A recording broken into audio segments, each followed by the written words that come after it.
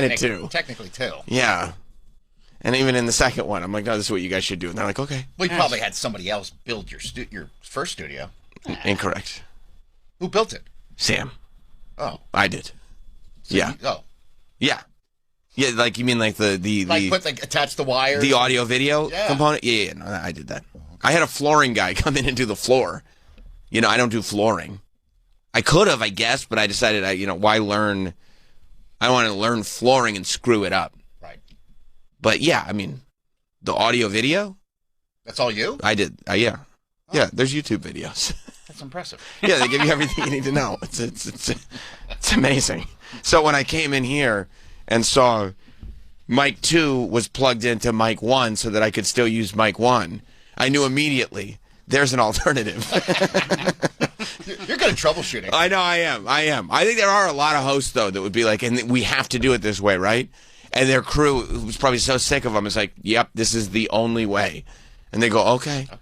Instead of going like, what if I just leave the wire plugged into the mic it was plugged into and use that mic? They wouldn't think that way. Right. They go, oh, okay, and what am I supposed to talk about? Okay, all right, well, here we go. Turn the mics on. The Don Lemons of the world.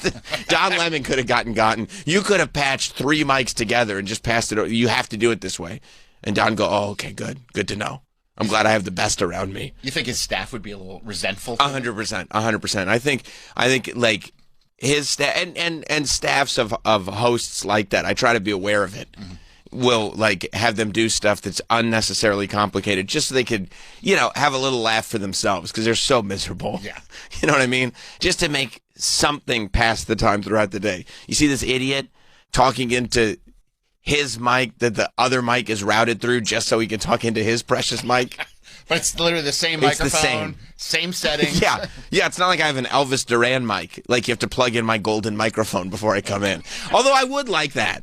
If everybody had to plug in and like one person was entrusted with the mic, like I said, Troy has to plug my microphone in and no one else can. I don't trust anybody else. Right. And so like if Troy's like, I'm sick today, everybody's like, well, you got to at least come in to plug the microphone in because otherwise there's no show. He won't do the show unless it's his golden microphone and you plug it in. All right, I'll come in just to plug in the mic and then I got to go back home. I'm throwing up. Okay, but plug the mic in because otherwise we're done. I hope in 30 years, like you get that weird. Yeah. Like where you need your coffee has to be specifically in a spot. Right. The label has to be facing in. Yeah. Your pens exactly have to be lined up. Yeah. Because right now it's the opposite. Yeah, I come in the morning, everybody's like, here's the problem today. I'm like, okay, all right, let's go. Turn on the mic. Can we just do the show? Yeah. The phone's working? Okay, 866-969-1969. All right, let's do the show. And it's fine, But that's the way we all should be. Did you pay for that, Duncan? No. That was on the house. That was points. Oh, good. Okay. That was points. I was worried about that. No. It's going to be a tough quarter for Duncan. They're going to be losing a lot of inventory without a lot coming in. They're going to take a hit. Oh, yeah. Okay. Especially in certain geographic regions.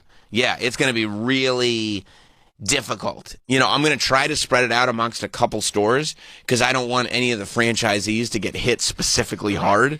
But I wouldn't be surprised if they start going out of business. You don't want them to think there's a personal vendetta. No.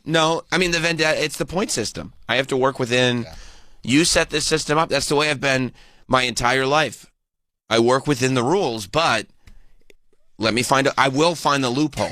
And let me find the loophole. So you're saying that, and they go, yes. I go, okay. You said it. You said it. By the way, the amount of points that they're raising for free stuff next month, it's insane. You mean things are going to be more expensive? So a cold brew right now? 500 points. Guess what it's going to be next month? 450. 950 Oh, points. my God. Come on. These jokers. Oh, it's going to hurt then. Guess what? That's a $45 difference. It's massive. It's $1 a point. You're going to make it less fun. That's fine. I'm going to make it fun on the way out then. You should, the worst thing you ever did in your life was give me a heads up. This is going to sting, which means it would make sense for me to use even more points now because the points that I get to keep on my Dunkin' app are going to be less valuable after this. Yes, so it's even better that even the points that don't expire, I can use them at a higher value if I use them in the next couple months. Yes, that's right. This is gonna hurt. It's gonna be painful. Make it hurt. Yeah. 900, I almost might twice be, as much. I might be 3 meals a day at Dunkin'. Just don't make dinner. Yeah. Get What? bacon, egg, and cheese. Prefer a stronger jolt of caffeine? Cold brew is rising from 500 to, it's a 100% increase almost. We're always looking for ways to give our guests more variety and value. Oh, okay, great. Cool. Through Dunkin' Rewards. All right, perfect. Members can now redeem rewards for popular drinks such as shaken espresso and Dunkin' Latte. Oh, see, that's the good news. Dunkin' Latte is now available. At In our- what cost? Especially, yeah, it's your mortgage. These updates focus on offering more choices, personalized offers, and maximizing value for our loyal members. Okay. Frequent flyers reach those benchmarks a bit earlier. Okay. So Boosted will grant you an extra 12 points per dollar spent. An extra 12 or an extra 2? Isn't it like 10 points per dollar or something like that? Or a dollar? It's 10 points per dollar. So I think you get, I don't think it's an extra 12 points per dollar. No, hang on. 45 divided by 450. In our iced coffee scenario. Yeah, 10 points, yeah. Right. So it's not an extra 12 points per dollar spent. It's probably an extra 2 points per dollar spent that brings you to 12. I don't think you get 22 points per dollar. No, I think that's what they're saying. I think grants an extra 12 points per dollar. Correct. An extra 12 points. That would mean 22 points per dollar Yeah. instead of 10. I don't think that's right. Why? I think you get 12 points per dollar if you're boosted. An extra 2? I think you get an extra 2. Only 2? Only 2. Which Well, I is, can't do that. And I think that the problem No, is with that's this wrong. article, they can't do the math. I'm sure Johnny knows already. In our iced coffee scenario, that means you need to spend $50 after achieving boosted status to receive a complimentary drink. I don't know. It's insane. I think you need long division, which is tough. I got kicked out of that math Right. class. Oh, see, this is why. I understand now. It used to be cold brew was lumped into the coffee scenario, which was us making out like bandits. No, it wasn't. Yeah, I just did it today. You get a call. You click on coffee drink and you select cold brew Nah, brah. in the rewards Yeah, section. let me check. Hang on. I just did it this morning. And You're right. You're right. I'm I sorry. of course I am. You're right. Hello. What do I have to be right about everything? I mean, it's everything. And you're like, let me correct you. You know what? Again. I mean, I don't understand it. Let me take a second to look dumb. That's what I say. Yeah. I feel like when I correct Troy, even if he thinks he's right, he's like, okay. No, he's like, you know, Because you say it with such confidence, it's like you have to be right. right. How badly do you want to fight this battle? You're like, not that badly. Nah. You win. No, you win. You win. You know why I'm so confident? Because I can't believe that something would be that stupid. I know. Yeah. I know. And then, but it was coffee, cold brew lumped into the same category, same point system. Now it's 2 separate point systems, and you have to pay more. But It's insane. which I get it, like because you do have to pay more for cold brew cash than you do have to pay for coffee. Sure. Not 50% more. No. And also, you weren't doing that shit before. So why are you doing that to me now? Yeah. Everything is going up like 100 points, which It I was mean- good for the consumer. I don't see how. That's what they said. Right. This is like You get more choices that you could never attain. you could never have done this before. Just financially impossible. Right. And it doesn't look like you do have. I don't know if you have more choices. I think they're just saying like there's still a lot of choices. Like they're not specifically saying these are new choices. Unless the Dunkin' Lattes are new choices. But I don't get Dunkin' Lattes. No. That's what they say is like the number one, like even worse than soda, are the super like crazy milkshake coffee drinks. Oh, I'm sure. Because people just get it for their morning coffee like it's nothing. You're eating ice cream for breakfast. Yeah, which is like 10,000 calories as your breakfast beverage because you're still getting breakfast, Yeah, right? of course. No, I just like a little something flavor. I'll get a Dunkin' Latte. They're like, okay, we put in an ounce of coffee, 3 scoops of Baskin Robbins. They're like, no, it's just my coffee. It's like the Utah Mormons. They're like, no, I like a dirty soda to start the day. Yeah, you have diabetes. Why don't these pants fit? Yeah, I don't understand. All I drink is coffee. I've been hoodwinked. I like coffee because it's so sweet and delicious. Like, no, that's not what you're drinking. Every time I see it, like I look at those when the doctors come, because I always look and go like, what's the worst thing that I'm doing? Because now they'd say that comparatively speaking, diet soda is not really that bad anymore. It used to be like diet soda was like so bad because of all the chemicals. But now, and I think it's because everything else is worse. It's not like diet soda is that much better, right, you know? Yeah. But now they're like, honestly, like like diet soda is not bad. You can have some diet soda like, compared to what you're doing. But they always go, coffee is actually really bad. And I go, oh no. Like, I like to start my day with a coffee. But it's always like, yeah, I mean, a lot of caffeine is not great for your heart. But really, it's let me put a little whipped cream, 10 sugars, you know, a whole milk in there. Like, all this stuff that people put in it. And that's why I'm glad that, you know, it's just black cold brew for me. You like it black. Like my men. So funny. Still slaps. Ray and Georgia. Classics never go. No, they don't. No, they really don't. Ray and Georgia. Hey, has anyone interviewed Edna up in Shamokin? How this is going to affect her? Yeah, I wonder how Shamokin is dealing with the Dunkin' Donuts point debacle that's happening right now. I would imagine that lady, you know, because it's like, you would think, well, it's an option to be like, why don't you just start going to Turkey Hill? Because you don't really like their donuts. Didn't she die? Rest in peace. Who, the lady? Yeah, I think the Turkey Hill lady. Yeah. We can't confirm or deny. Like, Edna Faust went into hiding. I think she just lives forever. Well, yeah, but I think her fame got to the point where it was too much. So I think she went into hiding because we can't verify where she's at right now. Somebody gave me her phone number a while ago. I've had a few people. You dial her up?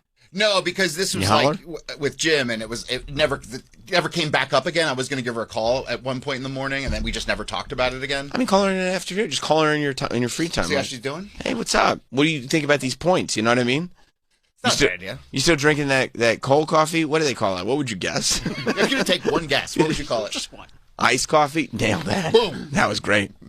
I know what's his face is a rapper now. Oh, our dehydrated gentleman? Yeah, there's Edna. Look at her. Oh, good. Masked up. Yeah. High-rise residents participating. Oh, she's in a crafting program. Yeah. This photo was sent to me a bunch when we were trying to find her. This is from 2021. She looks exactly the same. And she's following the science, which is good. Well, in 2021, a lot of us were. Yeah. She's boosted, I bet. Oh, yeah. I hope so. Boosted status on her app. On her Dunkin' app. Yeah. I wonder if like people in Shamokin are as obsessed with the Dunkin' story as we are. Like they see her in the right. If she walks around like you are. Oh my God, it's Edna. You're the town mascot. That's her. There she is. She's like the one that said that stupid thing. Yeah. I would like, if I were a local politician, just get her to, endorse me, whatever messaging. I'd have her do my speeches. I'd basically have her be my press secretary. Just have Edna go up there and be like, yeah, the governor has a message to deliver. Here's Edna Faust with that message. The Shamokin mayor wants to address the town. Here's Edna Faust with that address. It's hard to believe that her fame only stopped there with the Dunkin' thing. You would think that would only be the beginning? Yeah, like the Ibiza Final Boss. That's right. Well, you're wondering why Edna never collabed with Bonnie Blue? Well, or like a management company got behind her. It was timing. It was timing. They didn't like if this happened in 2025. Yeah. We'd already have the like Faust Knows It podcast. That would already be a thing, and Faust coin would already be out there. They would have ruined her life. She'd be like, I don't know. They said they want you to put your money into the coin. I don't know, the blockchain. I guess that's what they call it.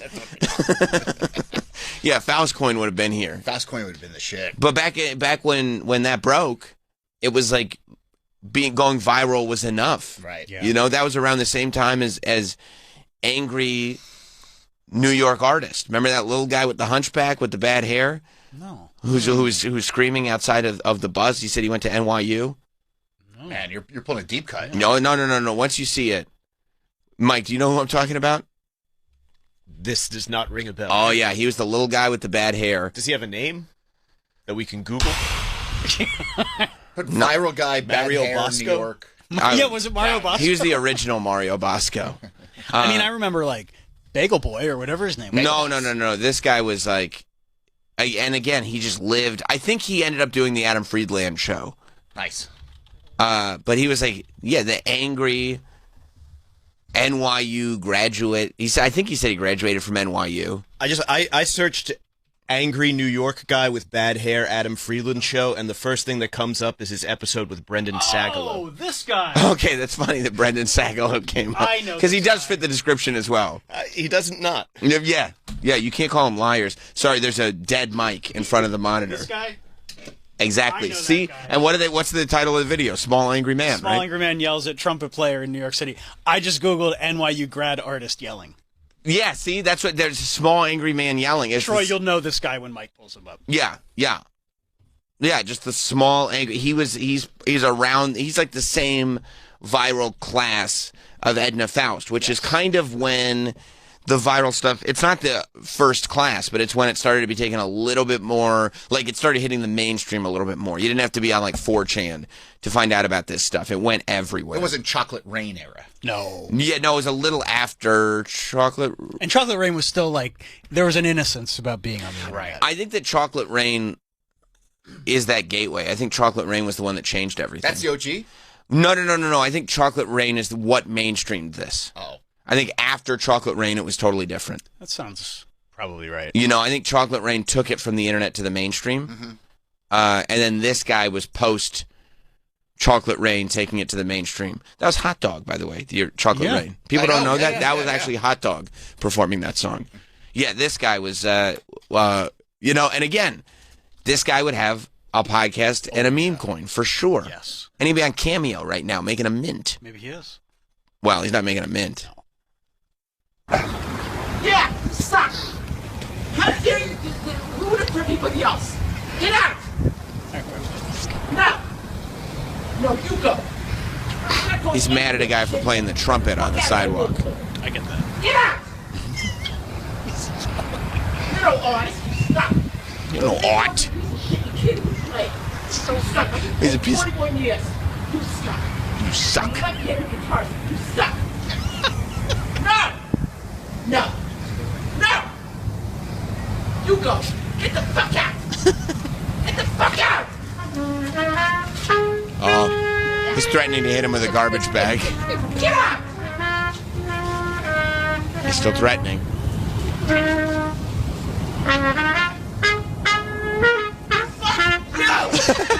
He's arguing with the trumpet. So bad. Get out! Where are you from? Where are you from? See, the guy is really, I think, Guy's crushing it. and he's especially mad that the guy doesn't play the trumpet well. You're a no-talent piece of shit. You oppose your lack of talent in order everybody around you what they want to do or not. Get out! How dare you come down here and do this? I'm here 14 years. I've lived in this town my whole life. You're a disgrace. You suck. How dare you? I'm 3 blocks down. Trumpet guy's walking away. Who the hell do you think you are? Who the hell do you think you are? Hit pause. This is like one of the great reveals. 90 seconds in, right? We're already locked in because of how great he is at cursing the guy out because he's not as good at trumpet as he should be. But then as he approaches the camera, you get to see the physical frame of the man who's yelling, and you realize he's a real tiny guy with like the world's smallest torso It appears that he has a gunt. and a bit of a gunt. Doug Levinson. You're right. He was on Adam. He was in Adam Friedland, yeah, because Adam Friedland, he's the Joe Rogan of the left. So he gets these guys. Yeah, keep it going. You any kind of artist? Anybody know who you are? Maybe everybody else wants to enjoy the peace and quiet. This is one of the most important places in all of North America. Who are you? Who are you? You miserable, presumptuous, no talent. He's got away with You're no words. artist. An artist respects the silence. It serves as the foundation of creativity. He's right. I mean, He is right. I mean, hit pause. Silence does serve the foundation of creativity. You think that I could come out with the amount of content that I come out with if I don't take moments of solace and silence? I need that Yeah, I know. because it's the foundation of creativity. That's why you go to Duncan on Fridays. That's 100% right. You want peace and quiet. And isn't that great that even in his rage, this guy, like, right off the tip of the tongue, like, it's waiting there. That silence is the foundation of creativity. It's top of mind for him. Like, it's something he thinks about regularly. That would take me weeks to figure out something that eloquent. He's really got no torso. Well, he doesn't have much of a torso. No, he goes legs to chin pretty quick. Unfortunately. That's got to be hard to shop for. Well, yeah, you end up tucking. And that's why it looks like he's got a bit of a gunt. Yeah, it's a shirt. I think it's shirt. Yeah. You end up tucking, I think, a lot because even the untuckets are too long. Well, you can't even wear an untucked. You cannot because there's no torso. It goes, he goes, they call this, and it's a medical thing, it's nipples to dick. And he goes nipples to he's dick. got nips to dick. He goes nipples to dick. I'm sorry. Look, he's a beautiful baby boy. Unfortunately. Perfectly healthy. Nothing wrong with him. He'll live a full, long life. But in our community, he is what we call nipples to dick.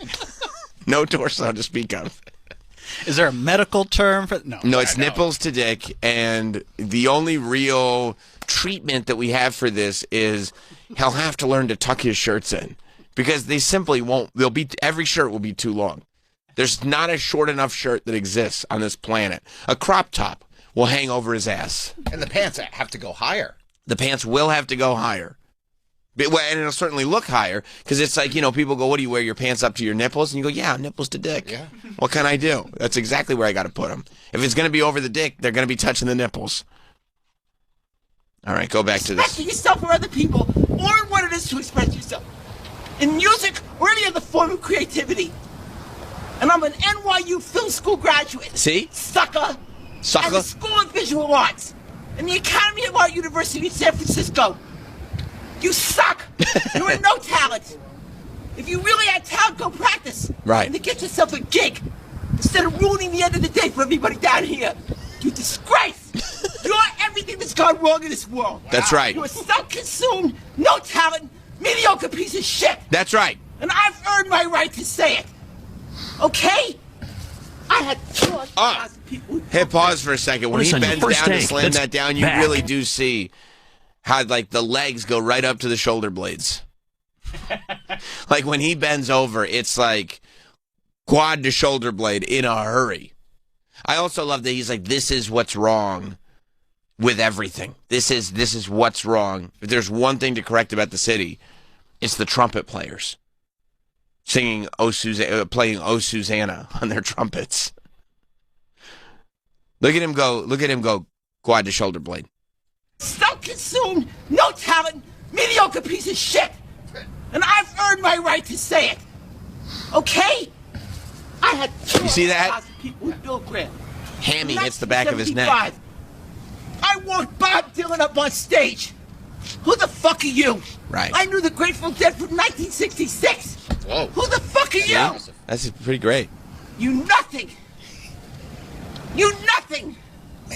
Yeah. You are nothing. Such He's anger furious. at a You will never trumpet be player. anything. Never.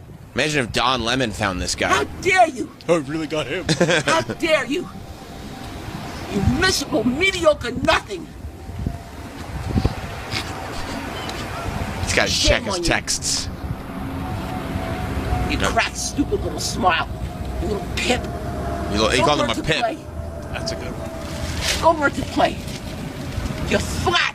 You can't even carry a fucking note. I don't care about your little, horn lip. It doesn't mean that you know how to play. Right. You're flat. I'm trained classically. I'm trained contemporaneously. All right, you enough. suck. Go away. No! All right. All right. You've worn out. I'm not amused anymore. Just go away now. You should have handed him the trumpet. Like, you go right, yeah, ahead, you buddy. try, yeah. See what we got. That's how I was trained for broadcast too, contemporaneously. It's true. That guy's great. Isn't he great? And he would have had a podcast. And isn't that great that I was like, yeah, he graduated from NYU. You guys don't remember this guy? I don't remember this video. Oh, yeah. This is a classic. I revisit. You go back and watch? Sure, I'll revisit often. Because this is the heart and soul of New York City, and he's protecting our streets. He's like a modern-day Batman. That's just keeping the streets of Gotham safe for the people. And when I say safe, I mean that we don't have to deal with any people masquerading as artists. He's not the hero we need, but the hero we deserve. That's right. I get the anger, I'll be honest with you. That You do. much? Well, when you're on the subway and it's like, it's showtime, you're like, You don't like Showtime? And also, I like old Showtime. Not when I'm going to get kicked in the face They Showtime. never You might do. get kicked in the face, and also they'll start firing off bottle rockets. You never know. It's the Wild West down there. I don't see Showtime anymore. I haven't seen it in a while, but when it happens, you're like, oh, you got to be kidding me. This sucks. And they come You out. suck, sir. You suck. I have my head in my phone, and they put the basket in front of you, like, "Hey, there's a show here." You might not have seen this. You were looking at your phone, but here's the basket in case you missed it. Don't look up. I don't. They make like it stink. They're like, Hello. I like Showtime. Yeah, no. No, I mean, It's character.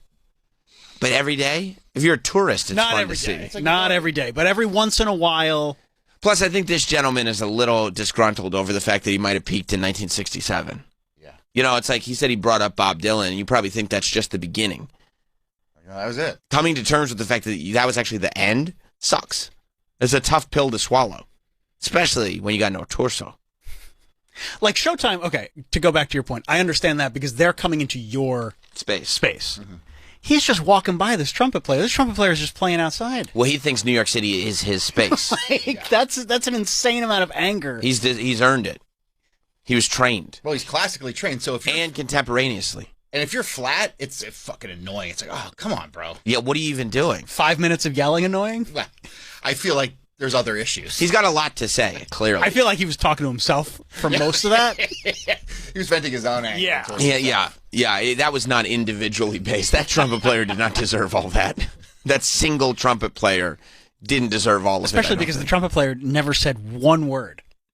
He did say at the very end, he was like, okay, enough. I'm over it. buddy. All right, we get it. Can you go away now?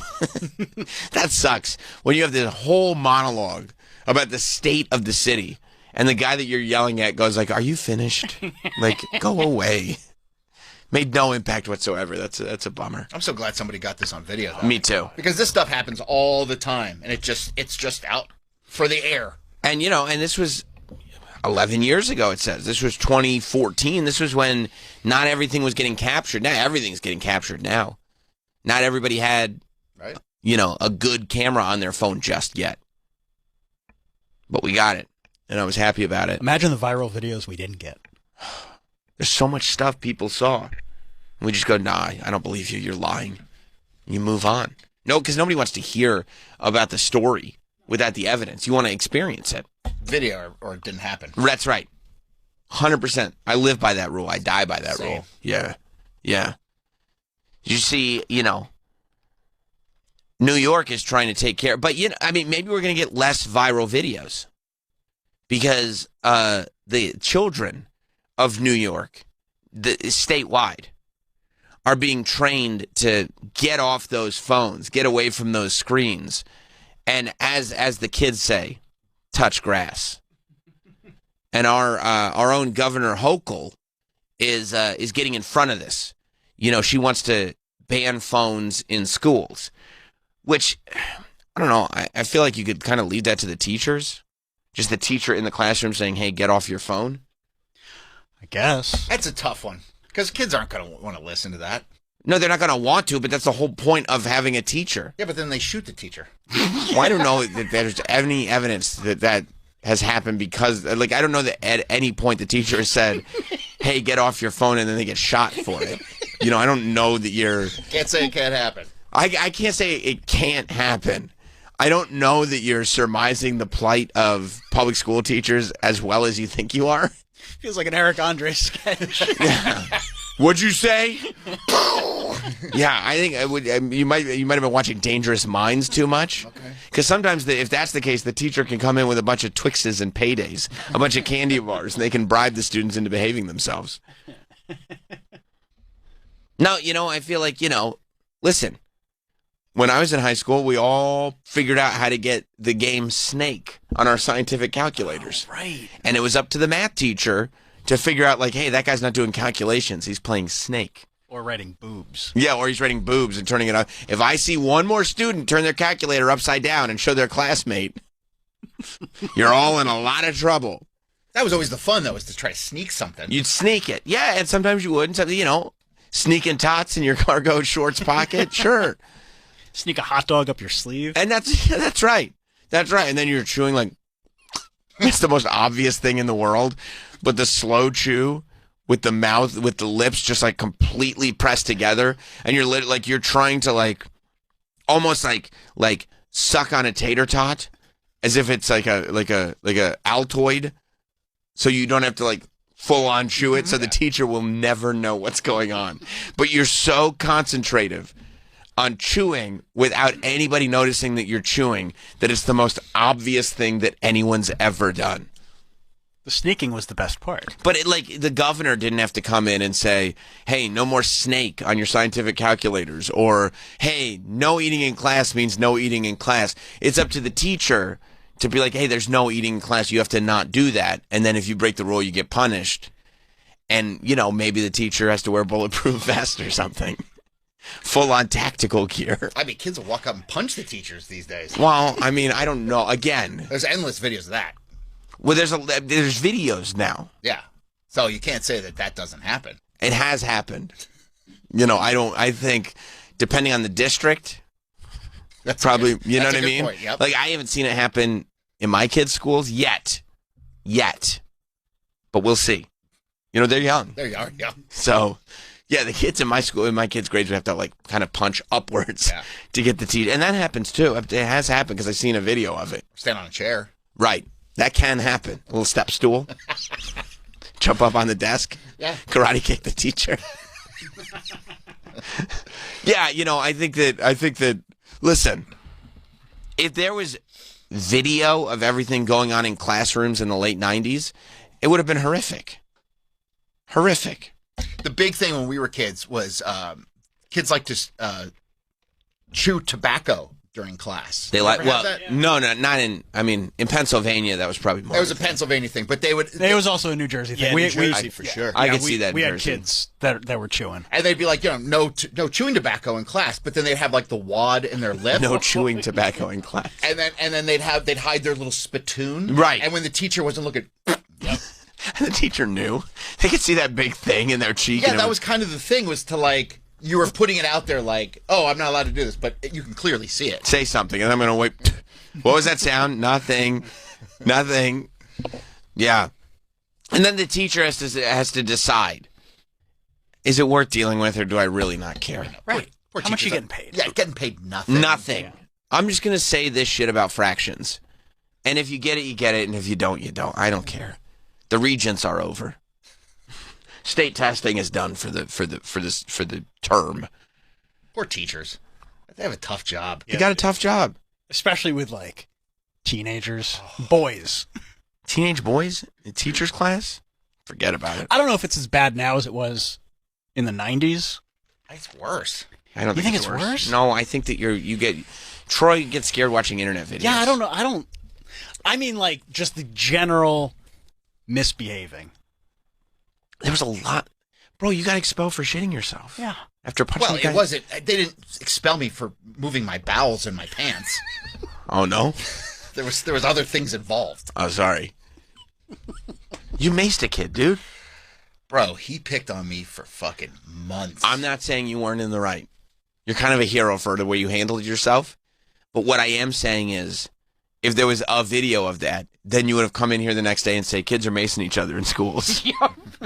You know what I mean? No context. Right. It's just like, and also it's happening, I saw it once, so it's happening at all schools. Just Everyone, videos. yeah, everyone's just getting, I would only homeschool kids because everyone's getting maced at these schools by pants shitters. I have a relative that was a 5th grade teacher in Easton, Pennsylvania, and she had to quit because they were catching guns on kids. Man, well, Pennsylvania is a different, Pennsylvania is I think Pennsylvania is just like... tip of the iceberg. Yeah. There's a lot of overlap with Pennsylvania and New Jersey. I think that's true. But you guys also can't even have amusement parks in Pennsylvania. What are you talking about?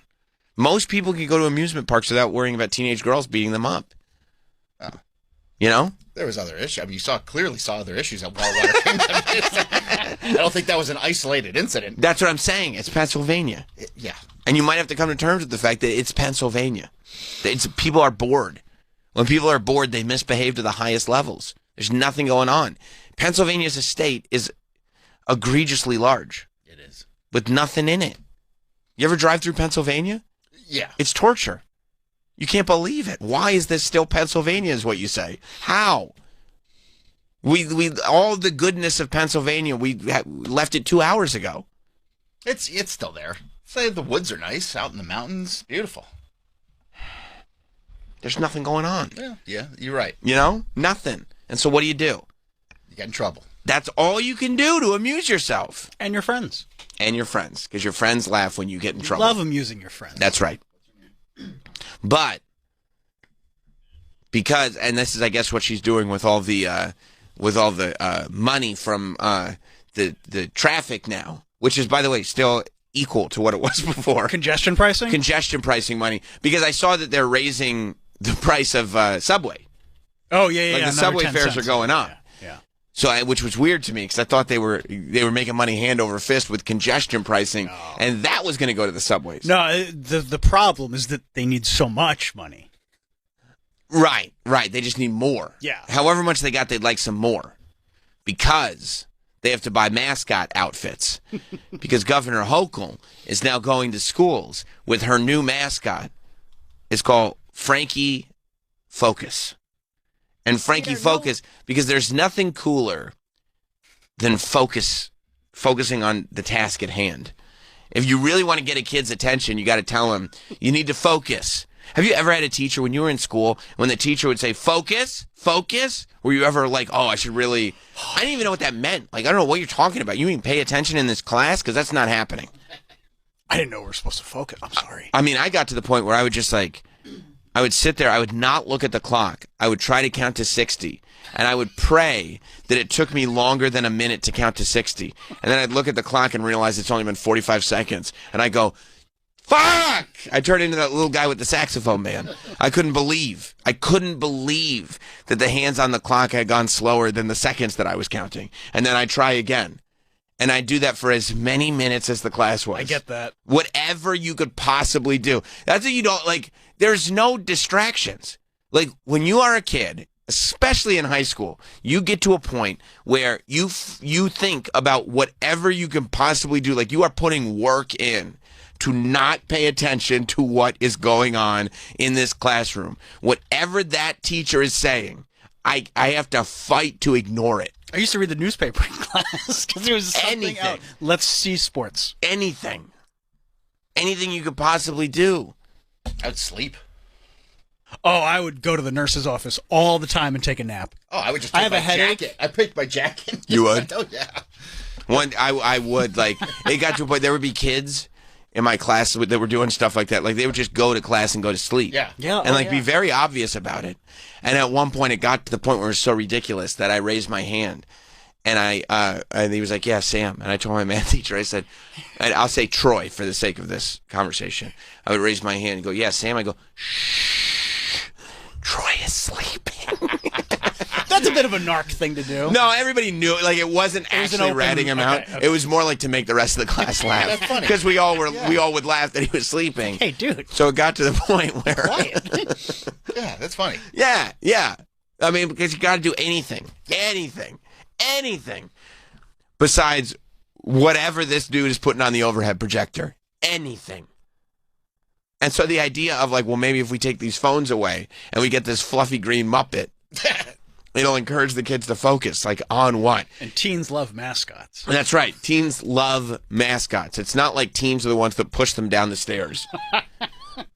I would argue that maybe besides Gritty, there's never been an effective mascot in the history of mascots. Philly Fanatic. Oh, Fanatic, for sure. You know what? He's goated. Yeah. Philly Fanatic, Gritty, and Mr. Met. Yeah, well, Mr. Met got married, so he's not as fun anymore. That's true. He kind of lost his whole vibe. But by the way, Wife's got a fucking donkey on her, though. What? A fat ass. Oh, I mean, I thought that was a penis. How about you? No, a donk. Oh, donk, and then it goes Donk. donkey. Yeah. Oh, okay. Yeah, there was an episode of Date My Mom back in the day where one of the contestants kept referring to the date's mother as having a donkey. So that's how I refer to fat asses now. Right. Yeah, no. Date My Mom. What year was that show out? Maybe early 2000s. Yeah, 01, 02. Golden era MTV. It was great. Don't get me wrong. Date My Mom. Was that the same era of, like, Next? Room Raiders. The bus dating show. Oh, Room Raiders. Oh, yeah. Are you kidding me? Those would go on at 4 o'clock. I'd go home. I would park myself. Junior, senior year of high school, I'm parking myself and watching these MTV dating shows. I'm not saying it's a bad thing. I'm just saying the idea that we would pick up on slang that you adopted approximately 24 years ago is a little bit. Perhaps if it had been from the 90s. That I probably would have gotten. As if. I know what you're saying. But I mean, the two most effective mascots, by the way, no coincidence that they're both from Philly. And you know why? Pennsylvania's got nothing going on. So they just make kick-ass mascots. Pennsylvania rules. They're really good at mascots. Jackass. You can't forget. They're Van really good at Margera. Jackass. Yeah. That's what I mean, because they're bored. Bloodhound Gang. Right, they're bored. So Hall & Oates. Oh, no, it suck. What? Suck. I love Hall & Oates. The worst. So Governor Hochul is like, don't worry, kids. I've got you. And she introduced them to the new mascot, Frankie Focus. Got a friend here, one of my best friends, who I want you to get to know. What? Frankie Wait. Focus. He's introduced One of here your best today for the friends? very first time. He doesn't say a lot. He's kind of quiet. That's all right. That's all right. But he is very focused on learning in school. Woo! Frankie, Frankie, Frankie, my Frankie. God. Yeah. Let's give it up for Frankie Focus. Let's give welcome to Frankie Focus, the Bulldog Way. Frankie, thank you for joining us. We're discussing creating environments that are distraction-free. And I know that is your motto. Distraction. First time in the school, right? You excited about that? Well, one thing that's going to be a little different for you, too, is that this is the first time that you will not have cell phones in your possession during the school day. Yay! Because we want to make sure that you can keep learning. And in a distraction-free environment, we're doing it all over the state. And you're among the very first. There I mean, are people hit in pause. other Can you... Look, I am actually pro not using cell phones in class. Not using, Yeah. I mean, in case of an emergency. but locking up. No, I don't need them in yonder bags. Like, because listen, like one of the things. She's positioning it like you guys are mavericks of this new program, and isn't it cool? Yeah, here's the cool thing: you have no control over yourselves. Like, she sucks. Like more important than like teaching long division. If you're not, first of all, you're already not teaching anybody financial literacy in schools, which drives me crazy. I mean, it's the most important thing. Of course. But now you're going a step further and not only not teaching, but avoiding teaching, learning personal responsibility. Like, you have to learn to control yourself and make good choices. I mean, can you imagine if because that's what maybe a good parent might say that, hey, make good choices out there today. And the kids are now going to say, well, I don't have the option. I have to make good choices. It's being locked in a yonder bag. Like what you're teaching kids is you have no control over your devices. And there is nothing that you can do about it. So this Muppet is going to put them in a yonder bag. That's her best friend. Careful how you talk about him. Sorry. And you guys like furry Muppets, right? Oh, yeah. What? Well, this is my best friend. Yeah, why would you have a mascot? How can we position these yonder bags so it's a good thing? Furry mascot? Great idea. How about spending some of the budget? Yeah. I mean, like, you can't just, like... $300 per event. Is that what? Yeah. That's what he makes? Uh-huh. Dropping 3 bills on him every place he goes? Minus the agency's 10% cut. Plus travel reimbursement. Of course. He probably got that deal with Tony Burton. He knows what he's doing. Casting call read that Frankie Focus embodies the energy of a 14 to 16-year-old boy. What? I mean, I don't know what he's doing inside that suit, then. Jerking off like a jackrabbit. I mean, can you imagine being a 16-year-old boy and being like, what I'm looking for is Frankie Focus? I mean, but that's all he's doing. Can't stop jerking off from there. Between the ages of 14 to 16, Troy. The casting call said 14 to 16. You said that's what you wanted. How much time in the 2 years between the ages of 14 and 16, Troy, how much time did you spend not looking for pornography? It wasn't even. You couldn't get pornography. I would take like a swimsuit. But that's what I mean. Like okay. How much time was spent penis in hand, either not looking for pornography or not trying to turn something that wasn't pornography into pornography in your brain? I'm gonna guess 0 minutes. My whole adolescence was dedicated to my penis. Right. That's why we hang it up in the rafters now. But it was self-inflicted. I know. Well, that's what Frankie Focus is doing. A 14 to 16-year-old boy? Frankie Focus's hormones must be going crazy. Crazy. Oh, my God, I can't believe it. How's Frankie making fun of the special kids and just jerking off? And it's like, at what point in history was boys that are 14 to 16, were they good at focusing on anything? I can't. He's fun, silly, a little chaotic, but his heart's always in the right place, and he hates seeing someone on their phone. What? That's the casting call. What's your name? She probably thought this was a perfect 10. You know what I give it? It's in between 2. 6, 7. 6, 7. Oh, I mean, what is even the thought? How could there not be anybody in our state government going, this is a terrible, terrible idea? Because it was her idea and nobody had the balls to say no. Just say no. She sucks. Frankie Focus. Your best friend.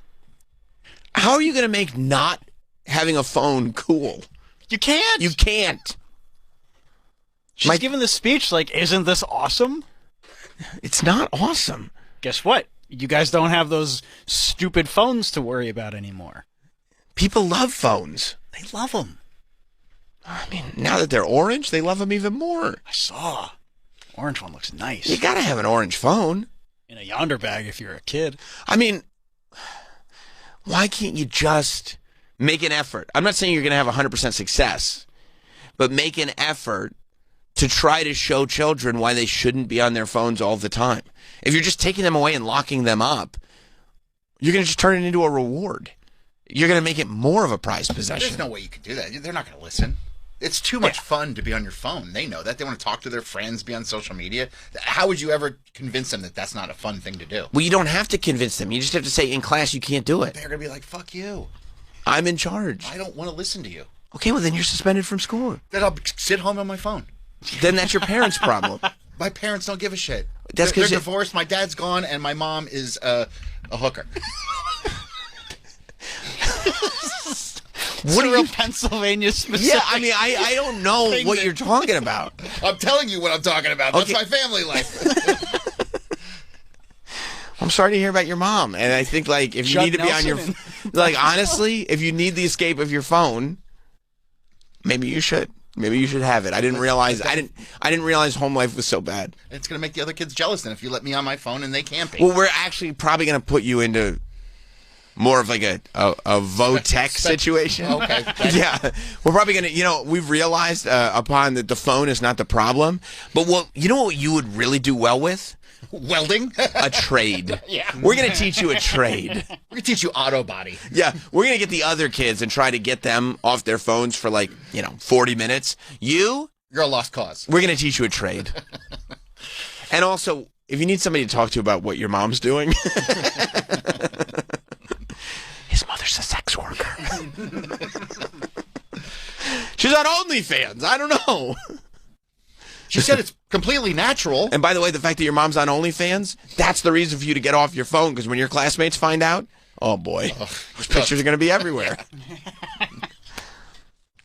No, I just think that you can task a teacher with saying, hey, you're not allowed to be on your phones in my class, and if I catch you, there's repercussions. There are rules in a classroom. Yeah, but then what about the governor's horny teenage friend? Well, this jackrabbit... Frankie Focus, like you and your horny teenage friend need to get out of here, Hochul. And plus, half the stuff that Frankie Focus wants to do isn't allowed anywhere near a school. No. It's got the mind of a 14 to 16-year-old boy. I don't trust Frankie Focus at all. Absolutely not. Now that I got you off your phone, let me show you something. Get out of here, Frankie. Focus on this. Yeah. It was a terrible idea. That's what the casting call said? Yeah. has the mentality of a 14 to 16-year-old boy? It's a terrible idea. This gets worse and worse. 14 to 16-year-old boys are like the worst. The worst example of what you could be. Yeah. This gets worse and worse the further you go. Funnest. I mean, they're funny. Yeah. They're hilarious.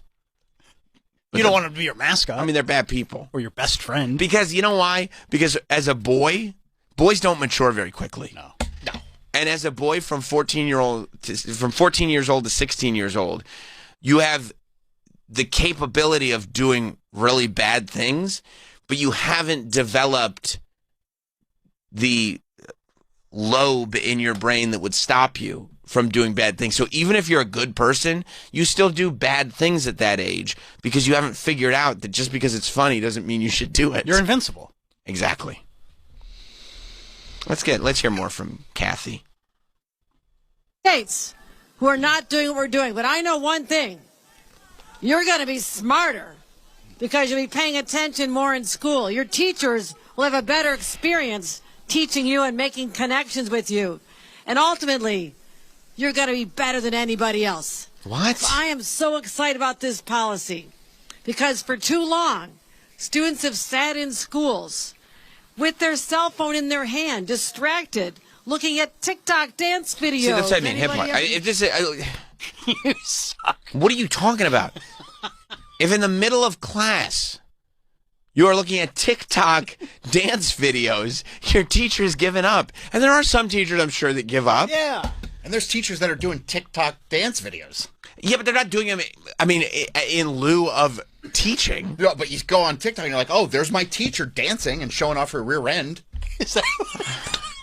Troy. I'm sorry, I'm going to turn off my mic. Yeah, you have a totally absurdly skewed view on life. All right. Sorry.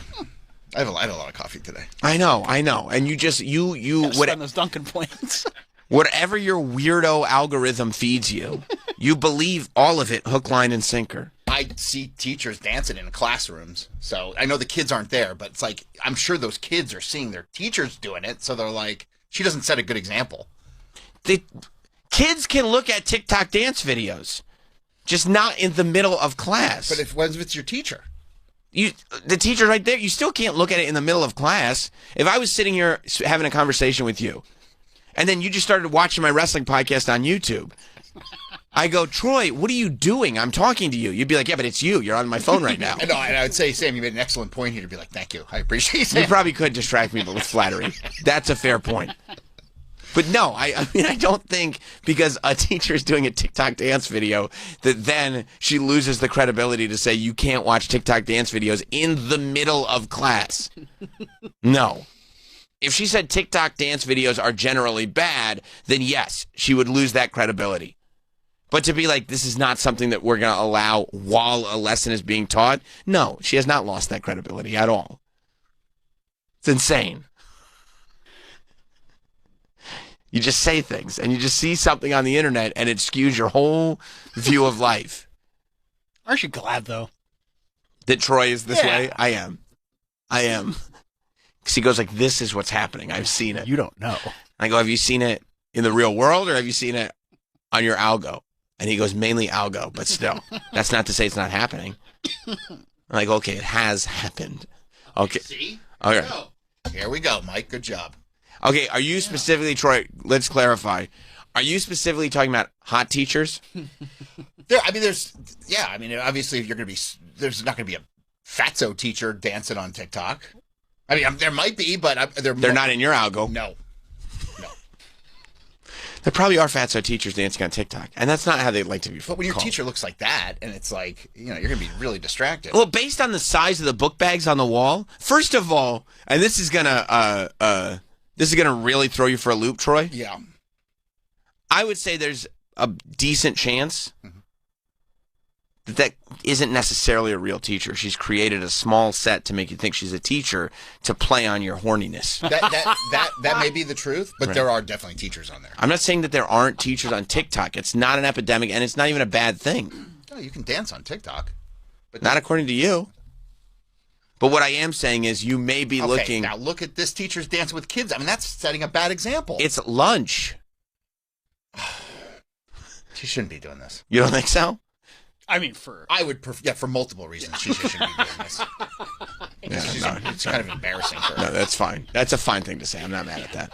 I'm not mad But at you're that. not setting a good example for those kids back there. No, here's the danger. yeah, they should The be danger, healthier. the danger of hot teachers dancing on TikTok is not that the students are going to see TikTok videos. The danger is the husbands that are now volunteering to go to, meet the teacher night. That bro, there you go. And that's happening. 100%. No, I'll go to meet the teacher night. You sit at But home. you never go. I know. I need to start taking more of an interest. I just listened to Cat Stevens' song, and I need to start taking more of an interest. She's like, "Oh, every year? No, just this year. This year." I mean, we'll see. We'll take it on a year by year basis. And let's try to get his sister, his younger sister. Let's try to get her in this class next year. That's the danger. But no, like the first one that just came up, it looks like a set that was built And then to make you think she's a hot teacher. I could see why you would say that, but that's just one example. Right. You're saying there's an epidemic of hot teachers, and that's what Hochul needs to concentrate I'm on, saying- or because this sounds like you're in your quest not to self-gratify, Okay. and that this is making it difficult, and that it feels like this has nothing, I'll say, to do with what we're talking about, and this is more just something that you are dealing with internally. Is that fair? Could there be some truth to that? It doesn't really do anything for me. I don't believe you. A hot teacher dancing in a classroom doesn't. You can go like, wow, she's an attractive woman, but I don't feel like, oh, I have this desire to whip out my penis and start masturbating. Well, I didn't say that. I didn't say it's not. Why you always have to go from level 1 to level 10? Like you forget about 2 through 9 every time. Nick, you're getting distracted from the point of this conversation. Which is, explain to me the point of this conversation. The point of the conversation is you can't be telling kids not to be on their phone. Right. And doing this when the teachers are dancing and acting a fool. You think they're acting a fool? I don't know. Look, I don't Okay. think that's a good look for teachers, but I'm not here to judge. I mean, it sounds like you are. No, they can do whatever they want.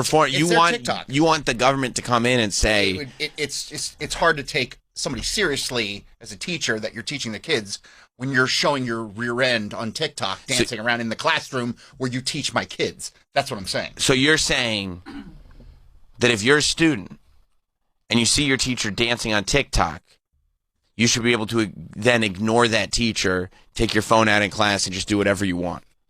Yeah. Okay. I mean, it's a strong point. I just don't, look, they can do whatever they want, but You think they should be better role models than that? yeah, I do. I mean, I think there's some validity to what Troy is saying. I think if you shouldn't. But that's also like a lot of teachers that I know have like private accounts, like on social media, because they specifically don't want their kids to find them, or they have like, I mean, just their name is nowhere in their like you wouldn't be able to find these people. no, I don't kids think are it's smart. They find them. I don't think it's a non-valid point, but I don't think But it also, has. if you're a high school teacher, if you're a hot high school teacher, you probably shouldn't be dancing on TikTok. Yeah. I don't think it has anything to do with students using phones No. in school. Once again, It has nothing to do. Troy and I were in the same car, phone, and I TikTok. jumped out when he made a left turn. Yeah. I think that it has, like, he has completely They're two brought different in things. his own. That's why I said this is more about you. Yes. He's brought in his own biases and his own viewpoints, and you brought in your own agenda I don't know about that. and Well, they're tried. banning phones, but these What about women these can still teachers? dance on And you're like, TikTok. well, I mean, It's nothing to do with each other. yeah, this has nothing at all to do with what we're talking about. I gotta tell And you, Mike is usually really bad at finding things. I can't on, believe how fast on Mike the is computer. pulling He's these just up. crushing it this morning. And again, a lot of these look like fake classroom backgrounds. Are you saying that they would fake? They would fake being a teacher Yes. just for TikTok? Yeah. You talking about the user cutest music teacher? Yeah. You think that they would fake being a teacher to get more engagement because people would think that they're a hot teacher? Yeah. Interesting. Mm-hmm. Okay. And I'm going to say this right now. Go ahead. There's some adult films Yeah. where the star of them isn't really anybody's stepmother. Really? Yeah, I think so. And some of these, I'm going to go ahead and say there's a chance that this lady, those glasses aren't prescription.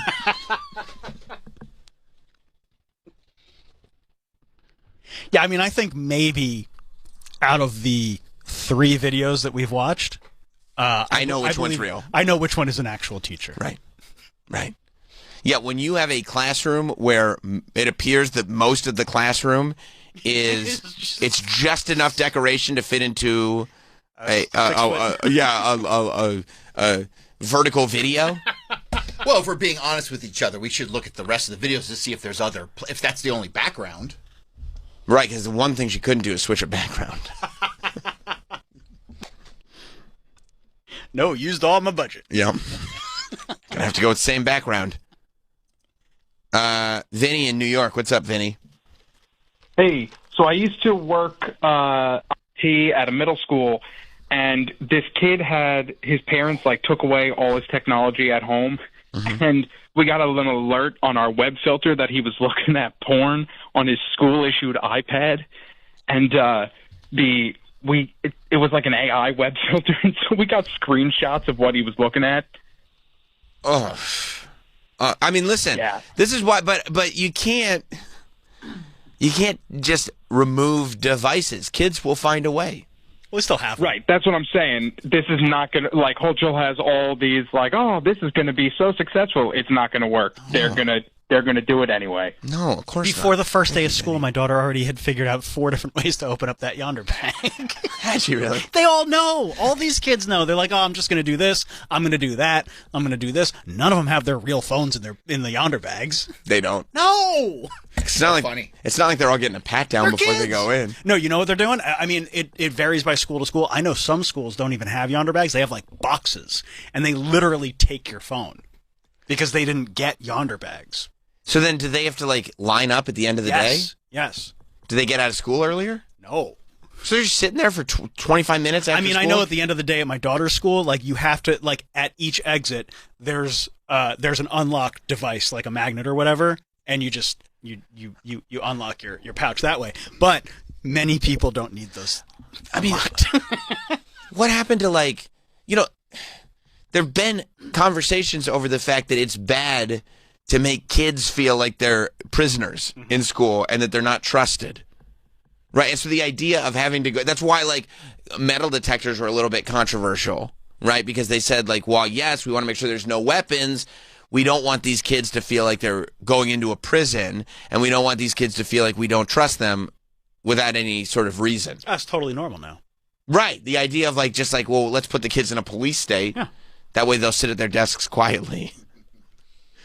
No, I don't support Yonder bags in schools whatsoever. Well, get ready. And what happens if there is an emergency? You can get your phone unlocked. By whom? I don't know.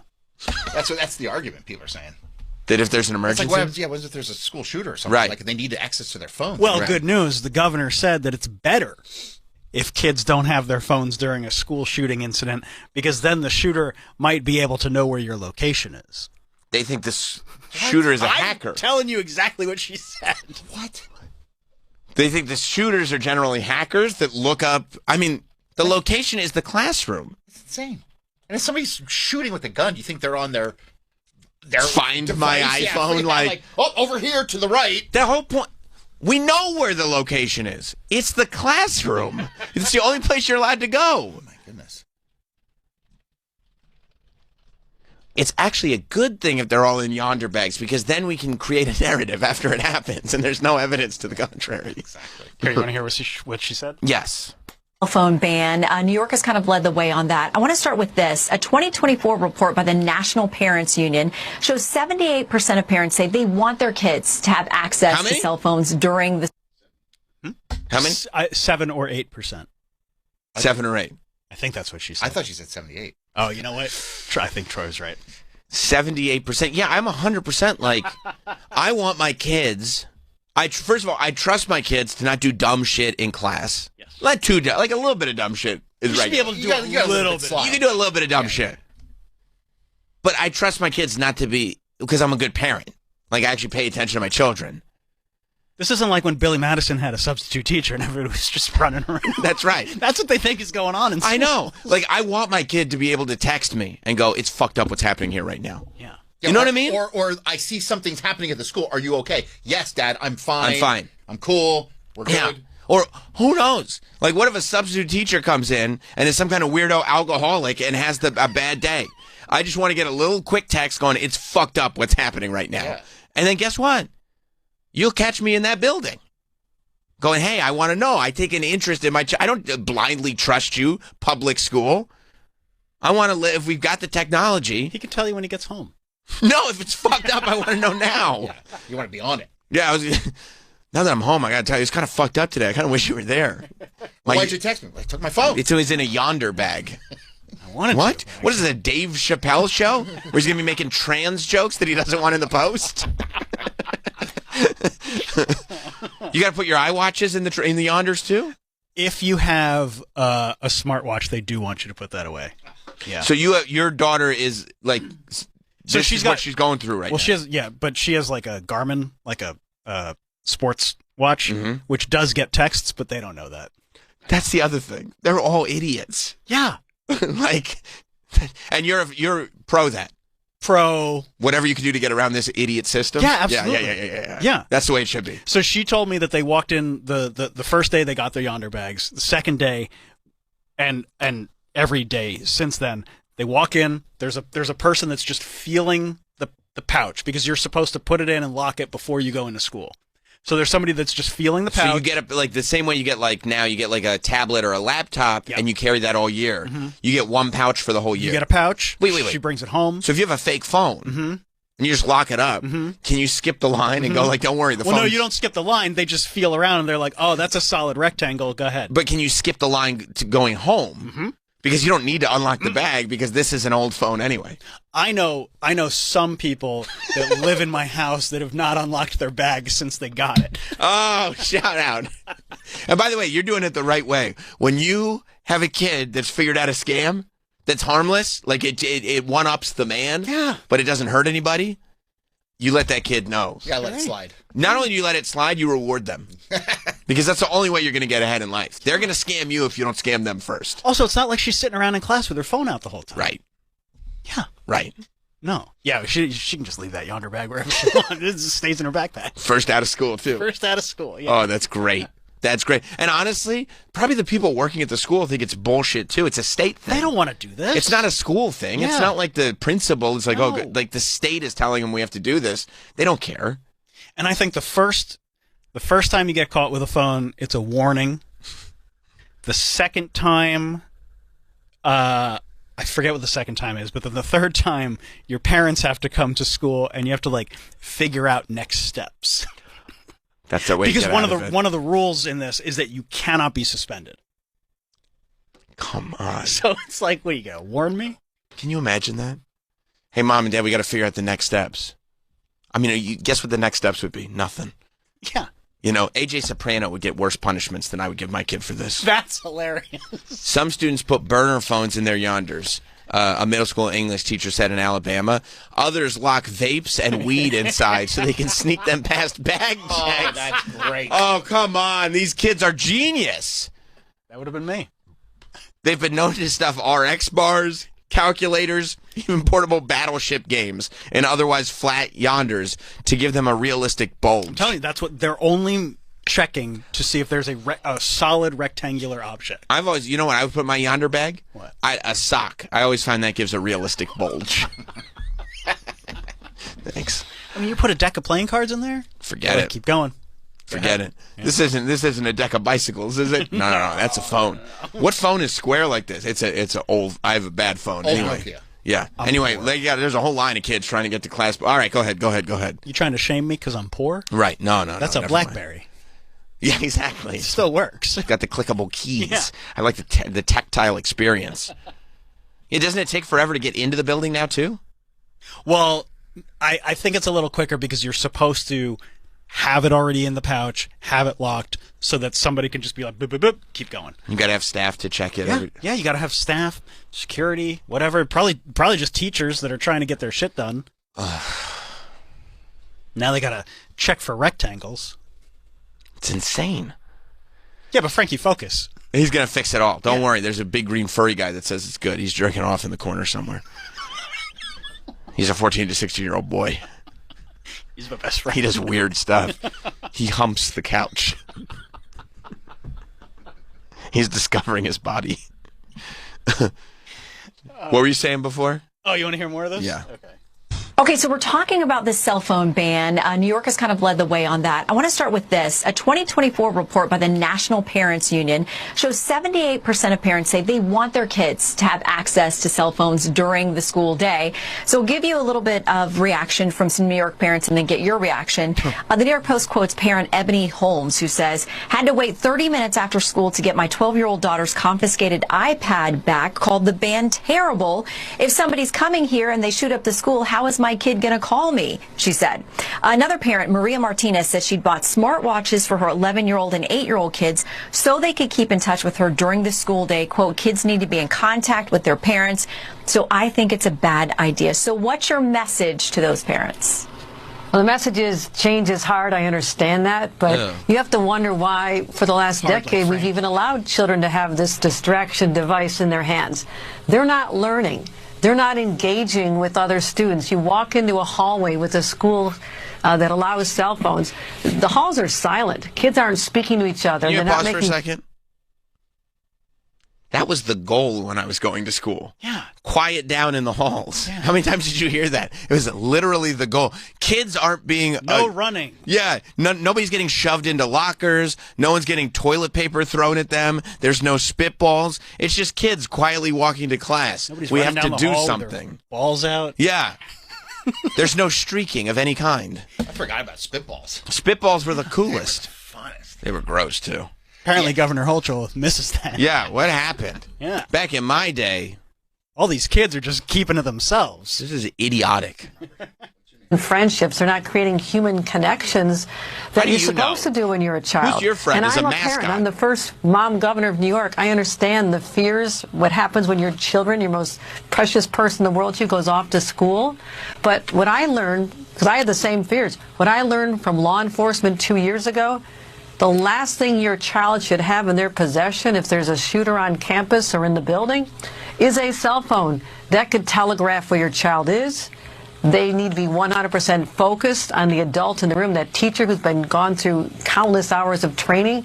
And so law enforcement persuaded me, district attorneys, sheriffs, police chiefs, that it is safer to not have a cell phone distracting a child if there's a crisis on campus. But Why do you think that these kids, like, you think they're zombies? Like, there's a school shooter?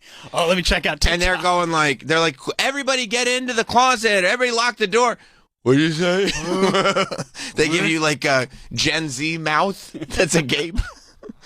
Like, you've got to be kidding me. This is crazy. Yeah, but the shooter might find out where you are because you got your phone. I mean, this is, and it's just generations repeating themselves over and over and over again. It's boomers that don't understand the new technology, the way kids use it. They don't understand any of it. Like, just have your teachers tell your kids, don't look at your phone. If I catch you using your phone, you gotta, I don't know, you're in trouble. Frankie Focus will spank you. Exactly. When he's done spanking the monkey.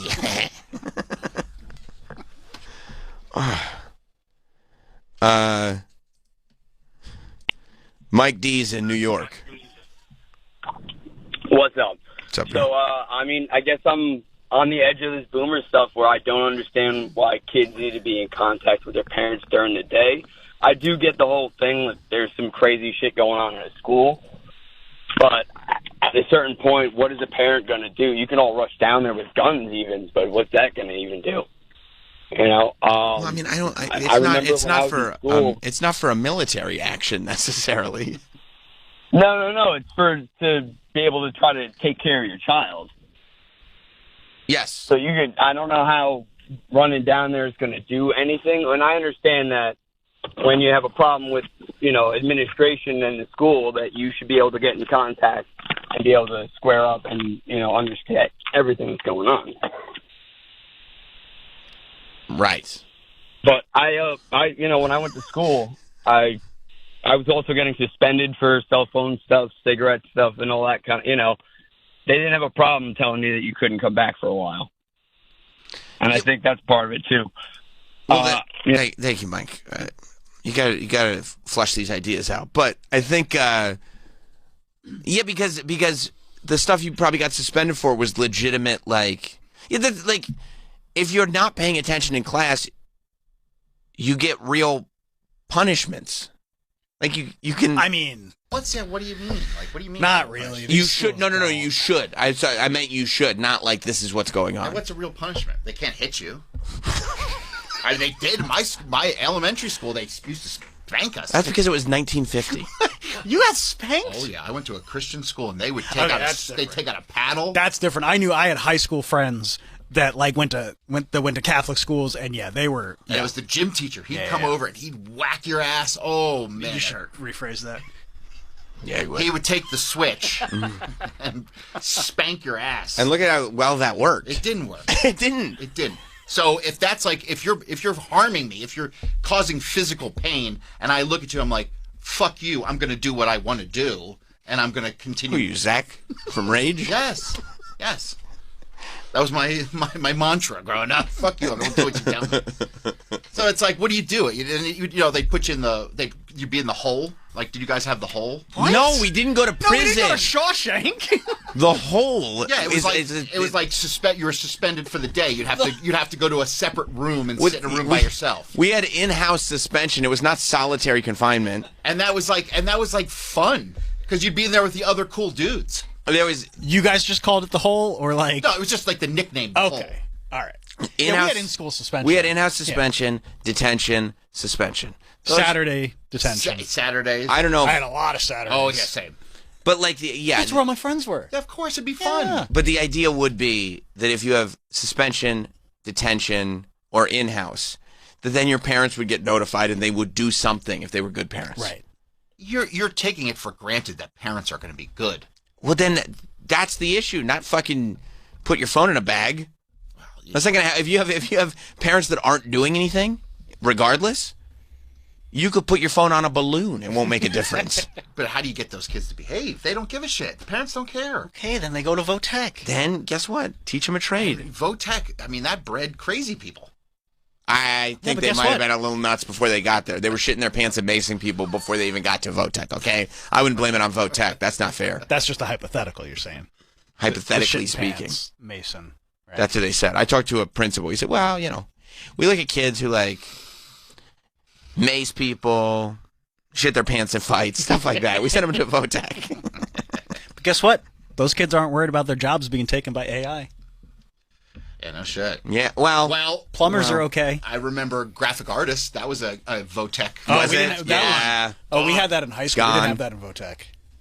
And that was shit. I think plumbers will be okay because it's such like a specific going to your house. It's a guy going to your house fixing the thing. Electricians will be okay. Construction. Auto body. Auto body, maybe not. Right. Auto body's a little tougher because I mean, listen. Auto body's pretty okay because you'd have to make like the auto body shop right. I mean, would have to make expensive technological upgrades, and so many of those auto body shops are owned by a guy. Yeah. They're not going to do that. No. They're just going to trust their guy that's been with them forever. Yeah. So auto bodies for a long time probably okay too. Although the more like cars get made where the problems end up being within the onboard computer. Ugh. You know what I mean? Like you have to bring it back to the dealership or the authorized mechanic who can then reset the onboard computer. That's going to be the That's problem going to screw over for the auto mechanics, body. yeah. Yeah. Absolutely. Yeah, and you see Oh, that. my entire dashboard's out. You see that more and more with like the electric cars. I hate it. Like the electric cars that are like, does it need a hard restart? And it's like, we don't need to apply this to everything. No. And there's people that are pushing back, like, and there's car companies that like next year's models I read, like they're starting to put back like tactile buttons, tactile like. I mean, because that's people good. don't want to like touch around on a touchpad. You know where that knob is. Right. And if it's loose, you can feel it's loose. Maybe you can tighten it. You bring it to your guy, he can tighten it. Or not even if there's an issue. Like when you're driving, like what's more safe? Right. Turning a knob to turn on the air conditioner or having to look down at a touch screen and making sure that you're tapping the right thing. Right, because you just tapped a thing and all of a sudden your fan's on 10 and it's blowing at you and you're like, what's going on? And then crash your car. now you're crashed into a light pole. 100%. I'm 100% with that. Yeah. Although I think it will end up being like dumb phones, where it's like you have the option. You can use a dumb phone. Like I don't think it. I think most people will still get the technologically advanced cars just because it's the new thing. But it's at least nice that those will be available. I would prefer it. I would too. But, we're boomers. I guess. So, let's go to Chris, the teacher. What's up, Chris? Hey, fellas, I can't believe how separate we are in these takes right now. Shouldn't school be going on right now? Yeah, by the way, Troy, you feel a certain way about girls dancing on TikTok. How do you feel about teachers that at 9:20 are calling into the radio show? Gambling tens of thousands of dollars. How does that make you feel? I mean, imagine like you're in school and like Chris is your teacher. And you also have, listen. You guys reach chapter 3, I have to call Sam. Luckily for Chris, you don't have Sirius because you're under 35. But let's say your dad does. And you're driving to school. And there's Chris on the radio being like, oh, it was a tough weekend. Go ahead, Chris. I'm sorry. Dude, phones got to be out. Out. Chris, why don't you It hurts us. It stops us from doing our jobs. Why don't you actually do your job and tell a kid to put their phone away? Because it's too much, man. And then they'll have them on their lap, so they're just staring down at their lap or on the side, and it's just they don't keep them away, man. And I tell you what, I hate Hochul, but like kids are actually talking at lunch now. Kids are talking in the hallways now. I haven't seen a phone yet, and I've been back since Tuesday. I haven't seen last Tuesday. I haven't seen a phone yet. Well, yeah, because you're not in class. Exactly. You're on the phone with us. Oh, yeah. You love it, though. As a teacher, you love it. I fucking love it. I think it's awesome. But my boss, he told us that we can't be on our phones during the day either, so I had to shut that shit right down. Yeah, that's the other thing. Teachers aren't going to be allowed to do that. Right? I mean, well, how come the teachers can do it at the student? You can eat Oreos at 4 o'clock. Your son can't. You're a grown-up. I agree. We're professionals. My son can eat an Oreo at 4 p.m. Why couldn't he eat cool dad. What's wrong with cookies at 4? It's going to ruin your dinner. He'll be all right. He's a grown boy. How am I going to interact with the show on social media in the mornings while it's live if I can't use my phone? This is affecting the TSL. That's the other thing that's great is like Chris is like we can't do our jobs. Meanwhile, he's like handing out a ditto for the kids to fill out while his phone is on his lap, tweeting at us and gambling. Oh man, I had a bad loss in July. Oh no! Actually, August, I think. Nah, man, this was the worst I ever had. Worst I ever had. We're at my son's baseball tournament in Connecticut, and in Connecticut, they have I wish I could have won that. It's live casino play, right? So like you could play blackjack on the phone in Jersey and Connecticut. You can't do it in New York. I lost $42,000 in about six hours. Chris, what's the matter with you? That's why it's not legal in New York.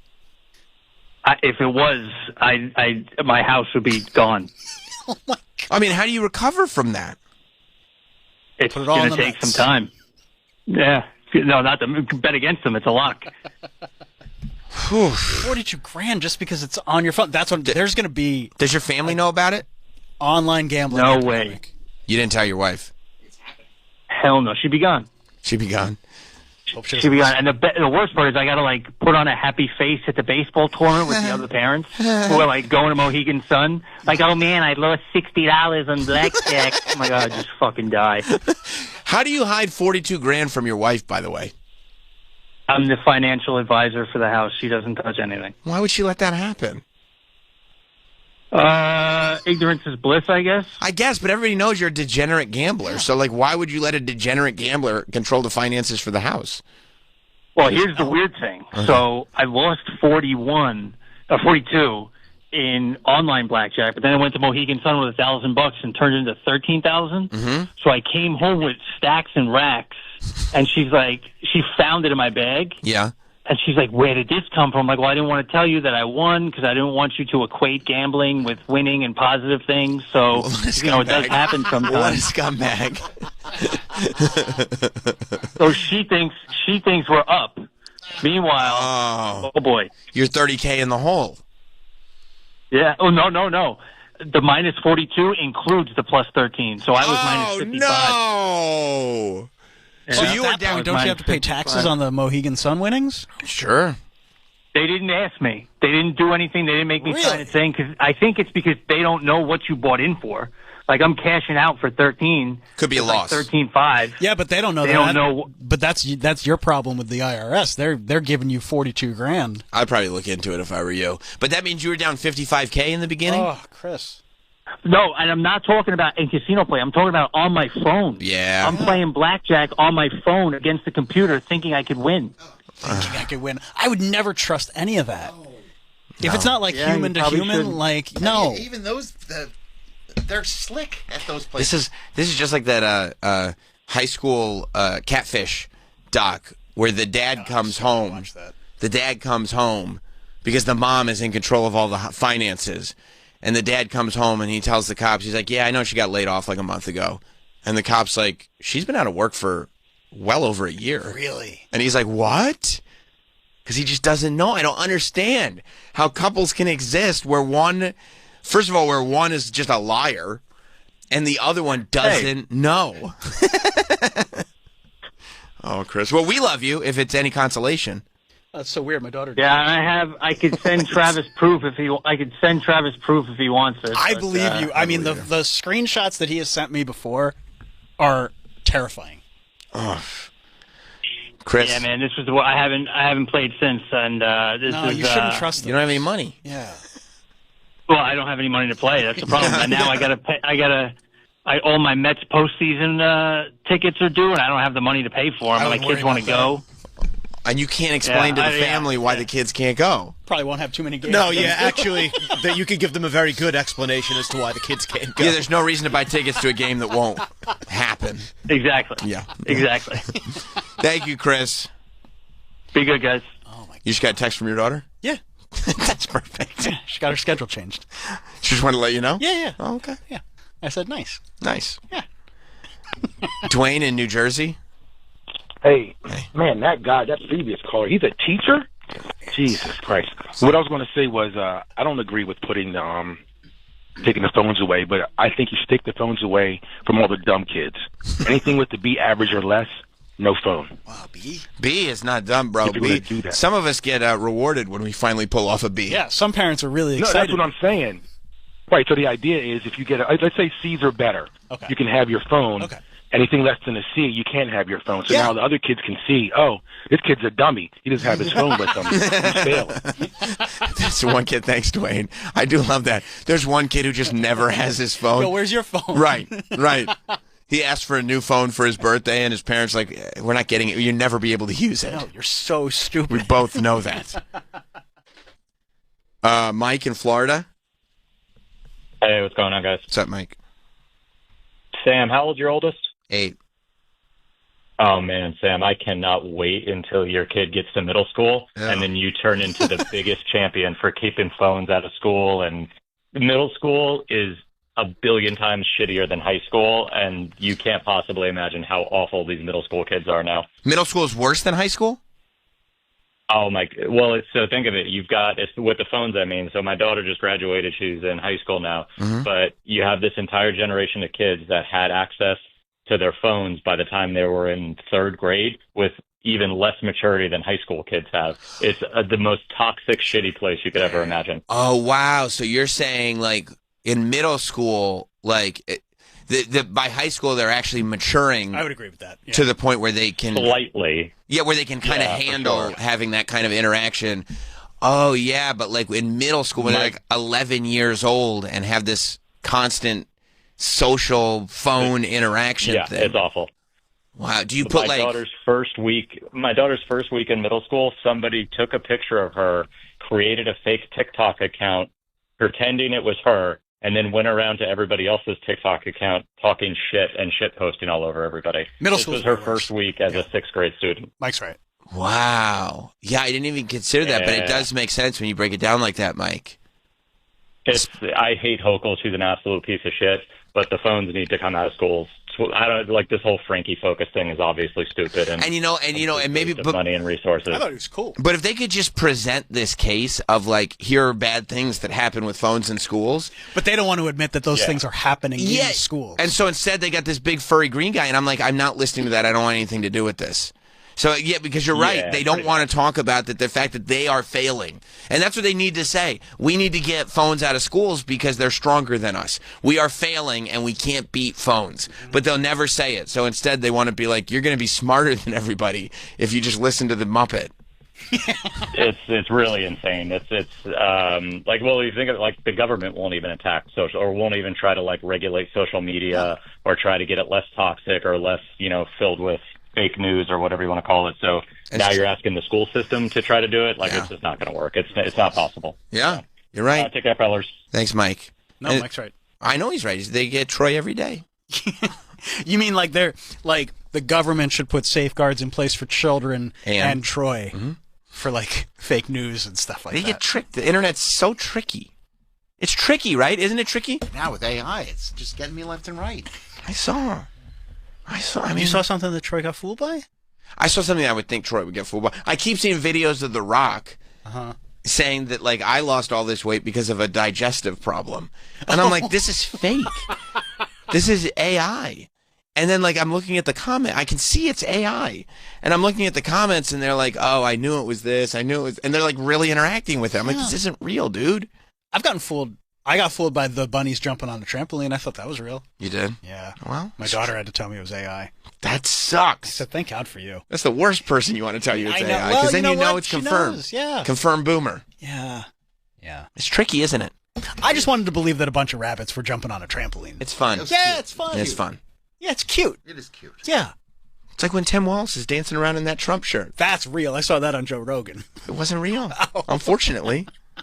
But imagine how and that's the other problem, that some of them, it's like, this would be so fun if it was real. So you want to believe. And then you go, no, it's just a thing that somebody... But there also has to be some sort of, like, critical thinking where you're like, would Tim Waltz really be doing this? I mean, I think a lot of people use that critical thinking, go, yeah, he probably would. Everybody believes everything. I mean, he's the current governor. But he's, right? Yeah, but he's, a little over the river and around the bend. No, he wouldn't be doing that, obviously, Travis. You're right. But sometimes we surround ourselves with an algorithm that's just constantly feeding us, and it makes us believe that this absurd stuff is like, oh, yeah, no, that checks out. The internet's a terrible place. It's used bad. to be so bad. I know. I don't even... Because there was a separation between real life and the internet. That was chocolate rain, and then you would just go about your day. Right. It's gross now. It's really bad. You'd be like, hey, did you see that hamster that turned his face around real quick? Right. Squirrel or whatever it was? You're like, oh, wow. And now Chris Hansen's going to come out with this doc about Roblox. Does he have a Roblox doc? I didn't know about that. That's the new thing. Chris Hansen's got a Roblox doc. Roblox can be bad, right? It can be. Yeah. But, like, I don't know, man. You also, you just have to be more vigilant than ever when you have kids. Yeah, you just have to be a better parent. Yeah, you have to know what they're doing. Know what they're doing. But honestly, I know what my daughter's doing right now. She just texted me. Where's she at right now? School. What state? New York. Private or public? Public. Gotcha.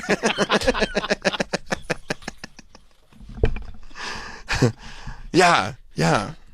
What's the Roblox doc about? Well, I don't... the CD side? Like, I know that there's the dangerous side. Yeah. Because they say that Roblox can be dangerous. My kid plays Roblox, like, constantly, all the time. But I'm also, like, looking, like, to make sure, like, any chat, like, that he's not even chatting with people. And if he is, it's like, this is the neighbor. He's playing with the kid from down the street. People that you know that he knows. Yes. And aren't a lot of things in Roblox, like, user-generated, like... Everything is. Right, okay. Right, so you have to watch to make sure there's not, like, stupid shit in the games and stuff like that. Right. Yeah. And, as difficult as it is at a certain age, like, no devices in the bedroom, like, keep the devices in the living room. Okay. Or a public space in the house. Sure. I don't know. It seems basic, but you have to put work in. This is Chris talking about his Roblox doc. You may have heard that my streaming crime network, True probably Blue, didn't and have to I say are who it was. investigating the exploitation of children on the popular gaming platform Roblox. Well, it's absolutely true, and we're deep into it. I've already interviewed law enforcement investigators and victims of this horrible activity. And we have some collaborators, some people who've been working in this space, including Schlepp, who have committed to help us in this endeavor. Will Roblox actually say anything about it? Will it make any changes? We're going to do our best to hold them accountable. Stay tuned. We're working hard on this project. What a voice. What a voice. Yeah, I'll be watching. I want him to come back in and talk about this. Sure. I want to find out. I want to get to the bottom of it. Because it is. I mean, everybody's playing Roblox. Yeah, I know my daughter does sometimes. Like, she'll get into those little, like, you know, couple weeks, like, obsessed Sure, with I'm obsessed with this right and now. then Now I'm obsessed with that. puts Yeah. it away. Yeah. All right, let's take a break. I'm glad we got to the bottom of that and figured everything out. By the way, Apple did have their event yesterday for the new iPhones. You didn't know about that? No. Oh, yeah. They're orange now. Oh, I saw the orange phone. There's an orange phone. Looks nice. And the zoom is better on the camera. Cool. I can take it. I'll be able, once I get it, I'll be able to take a picture from far away. Farther than me? Yes. I'm going to get you. I'm going to get you zoomed in. High quality. Oh, and the selfie cam is better. And they said, this is like nothing you've ever experienced in an iPhone before. I said, really? Yeah, there's a bump on the back now for the camera. The whole way. Yeah. Yeah. Yeah, it's raised. Oh. Yeah, so that's exciting. All right, so we kind of talked about it. Yeah, I think we pretty much got to the bottom of it. But on the Pro Max, they got blue, silver, and orange. Did they? No black. Oh, MAX. I thought you were talking about MacBooks. I was like, No MacBooks, no. Pro Max. Yeah, there's only 3 colors. 3 colors, no black. Yeah. No black phone. Yeah, get the orange. You think I should get the orange? Yeah, you always got to get the color that's new so people know. I mean, technically, they're all new because it's a different design. They got the bump on the back. You're not going to have a bump. That's true. I don't have I got a half bump. Yeah. Half bump's not going to be it anymore. No, you need full bump. Full bump. I'm not going to respect that. You getting a full bump, Troy? I'll probably go another year with this one. All right. I'd say at least. I mean, Troy had a button up until like 2 years ago. I probably wouldn't. This is 2 years old, this phone. And Yeah, also, so you do. Yeah. The What back happened? is cracked. What happened? I was because you go naked. I go naked. I'll go naked again with the new one. I don't care. But my back got cracked. I was sitting on the road fixing the children's bicycles, and I just left my phone in my back pocket. And so, like, the corner, this back corner, like, grinded against the asphalt as I guess I was leaning on it trying to get, like, the seat up on the bike. And then it, like, instantly spidered out across. That's what you get for being a chick and putting your phone in your back pocket. We told you that months ago. That's a chick thing to do. Yeah, I don't care. Guess where I keep my phone now? Back pocket. 100%. Like a chick. And it's cracked. But you don't give a shit. It ain't no thing. Ain't no thing. Like, you'll take that phone, throw it right in the garbage, go buy a new one, not even think anything about it. They'll go, you can replace it. I go, yeah, but I can throw it out, too. It's in the garbage. It's in the garbage. Yeah, but you shouldn't be walking around with a cracked screen. It's not cracked on the screen. Cracked on the back. You shouldn't be walking around with that. Wait till the orange. You got to wait a couple weeks. People at WWE are like, oh, damn. Yeah, but then and I might not replace this phone. I might not trade it in because on the front there are scuffs on the sides from when John Cena knocked it off the table. And I kind of want to keep the John Cena scuffs. Do you think I should hold on to the phone? Hang on to the phone. Okay. Plus, you could give that to your son when he needs to put a phone in his yonder pouch. That's a good Smart. idea. Put the Cena phone in the pouch. Yeah. Very, very smart. We're going to take a break. We'll be right back. Stay there.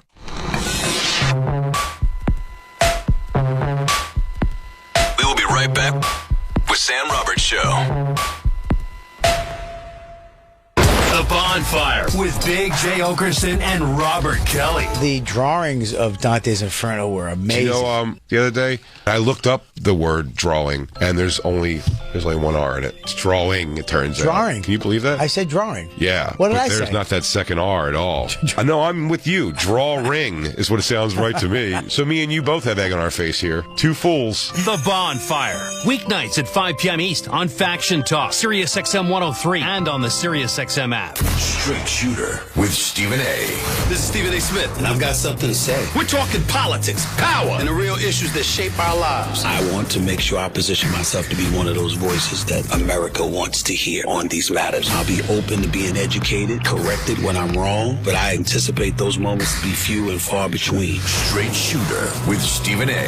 Premiering live next Wednesday, September 17th, 6 p.m. East on POTUS Channel 124 and on the Sirius XM app. This episode is sponsored by BetterHelp. Look, we all have people that we go to when we want to discuss the problems going on in our lives, whatever issues that we're facing, whether that's the group text, whether that's friends at work. A lot of them aren't even listening. A lot of them are so concerned with their own issues. They're not paying attention to you. They're just smiling and nodding. That doesn't help. If I were you, I'd go to BetterHelp. BetterHelp therapists work according to a strict code of conduct, and they're fully licensed in the U.S., fully online, and you can pause your subscription whenever you need to. You can switch therapists anytime, no extra cost. With over 30,000 therapists, BetterHelp is the world's largest online therapy platform, having served over 5 million people globally. As the largest online therapy provider in the world, BetterHelp can provide access to mental health professionals with a diverse variety of expertise. Find the one with BetterHelp. Our listeners get 10% off their first month at BetterHelp.com/Teft. That's BetterHelp.com/TEFFT. You hear that? That's the sound of your business losing money. Legacy phone systems weren't built for today's teams. OpenPhone gives your business a smarter way to stay connected. OpenPhone lets you manage calls, texts, voicemail, and contacts all in one place so that you and your team can deliver a seamless customer experience from ring to...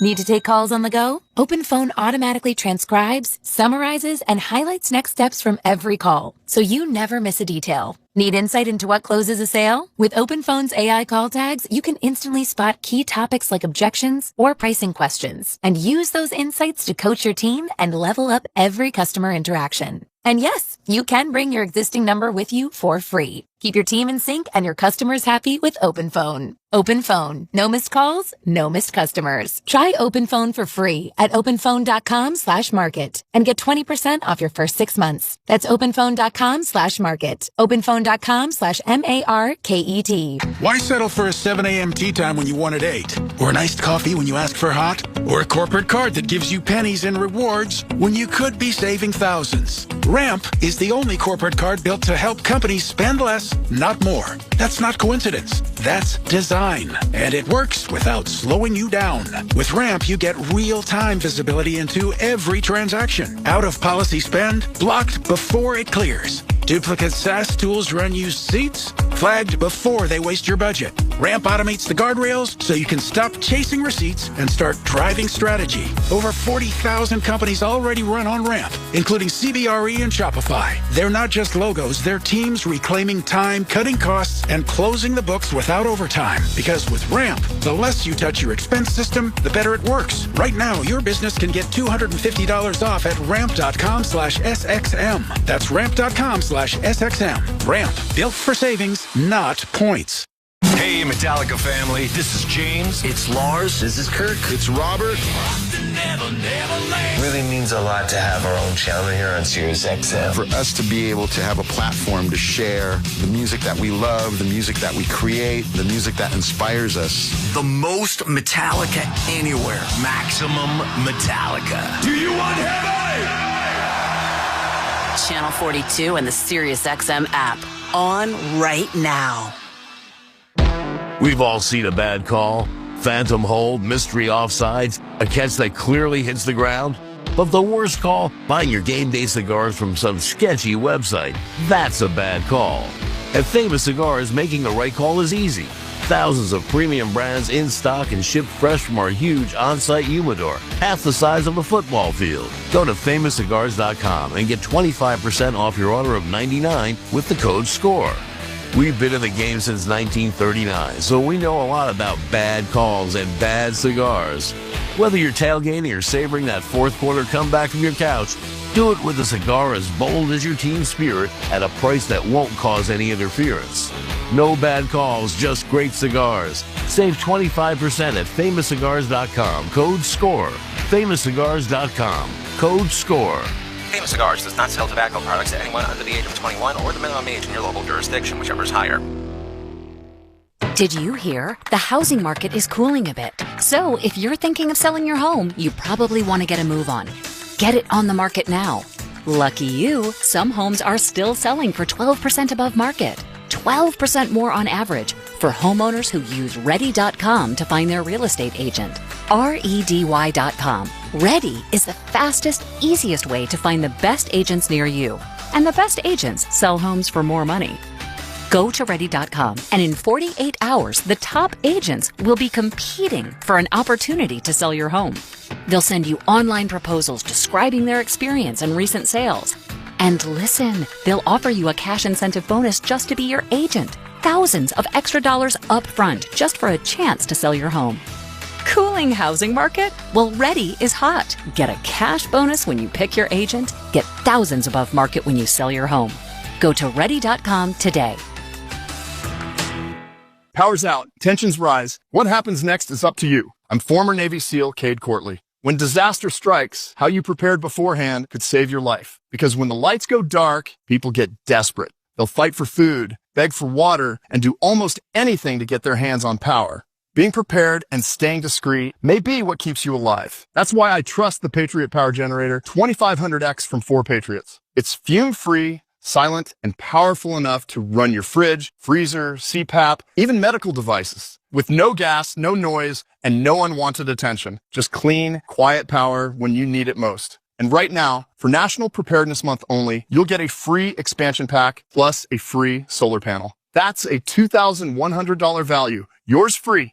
This has never been done before and will never happen again. Go to 4patriots.com, that's the number 4patriots.com, to claim your free expansion pack and free solar panel. Don't wait until it's too late. Prepare before the panic. Faction Talks, Trump Nation. I was talking about Roth and him having these backing singers. You know, there were a lot of people that said, man, he's clearly running tape when he was playing before on all those backing vocals. The fact that he acknowledged it, the fact that he did something about it, if enough people start caring, it can and will change. There's proof right there. There's hope, folks. Trump Nation with Eddie Trump. Weekdays, 3 p.m. East on SiriusXM's Faction Talk, Channel 103. If it's big on the block or blowing up your feed, it's on Hip Hop Nation. Hip Hop Nation, the sound of the culture. The sound of the culture is on Hip Hop Nation. What did I miss? Yeah, Lord, me a trapping, no dark skin country, oh, got it out the mud, 610, thug, go. The turn up starts here. Hip Hop Nation. Channel 44. And listen at home on Alexa, Google Home, smart TVs, and everywhere on the SiriusXM app. The biggest game of the season, right here, right now. Starts Saturday strong. It's Big Noon Saturday on Fox. And here we go. It all starts at 10 Eastern with Big Noon Kickoff, live with an epic pregame. The crowd, the atmosphere, this is what makes it special. Then, it's America's #1 game. What a hit. The best pregame, the best announcers, the biggest games. Down the sideline, touchdown. It's Big Noon Saturday, noon Eastern on Fox. This episode is sponsored by BetterHelp. Look, we all have people that we go to when we want to discuss the problems going on in our lives, whatever issues that we're facing, whether that's the group text, whether that's friends at work. A lot of them aren't even listening. A lot of them are so concerned with their own issues. They're not paying attention to you. They're just smiling and nodding. That doesn't help. If I were you, I'd go to BetterHelp. BetterHelp therapists work according to a strict code of conduct, and they're fully licensed in the U.S., fully online, and you can pause your subscription whenever you need to. You can switch therapists anytime, no extra cost. With over 30,000 therapists, BetterHelp is the world's largest online therapy platform, having served over 5 million people globally. As the largest online therapy provider in the world, BetterHelp can provide access to mental health professionals with a diverse variety of expertise. Find the one with BetterHelp. Our listeners get 10% off their first month at BetterHelp.com/Teft. That's BetterHelp.com/TEFFT. Hey, I'm Linda, a business owner like you. My banking is all about my financial freedom. I don't want liens on all my assets when getting the business loans I need. Plus, I want to be treated like a professional, not a potential criminal. My business coach recommended Delta Capital Group. I went to deltacap.com and got the money I needed. A $200K line of credit in under 24 hours. No collateral. It was a breath of fresh air.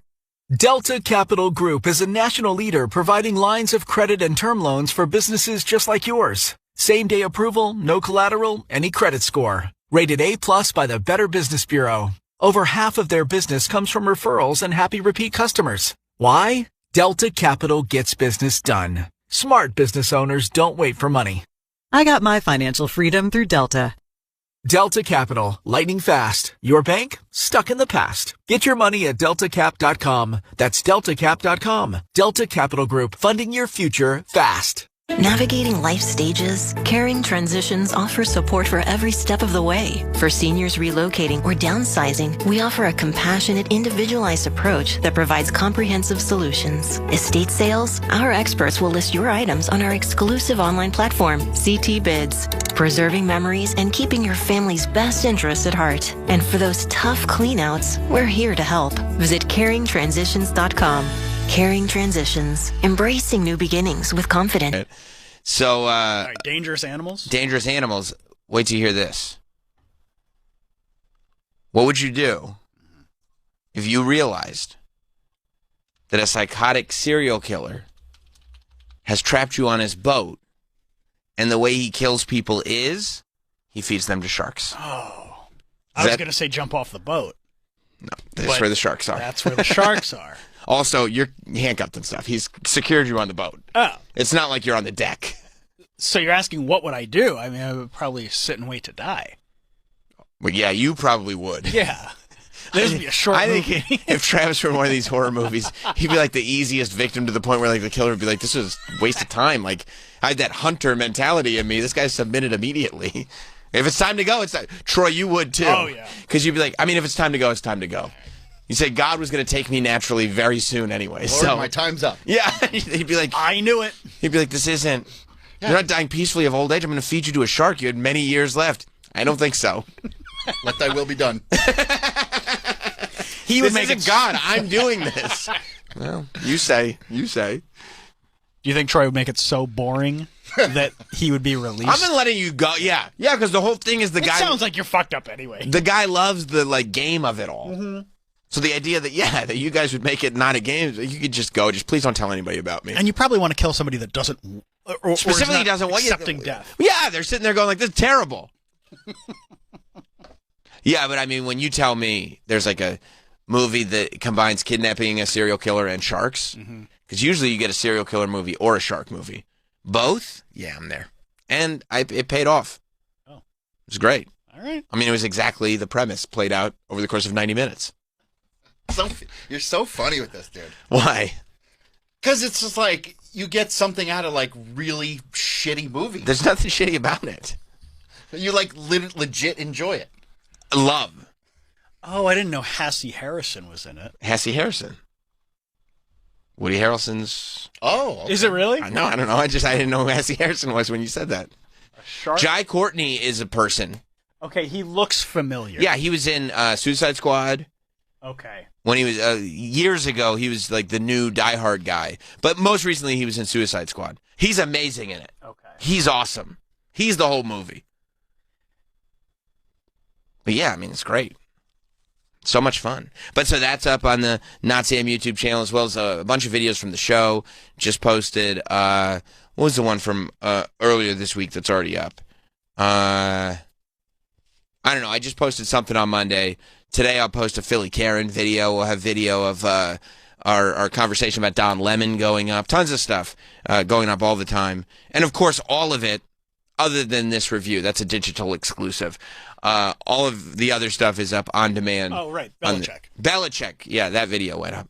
Everything else is up on demand on the SiriusXM app all the time. Alicia Silverstone interview. Oh, yeah. The Alicia Silverstone interview is up. That's a great one.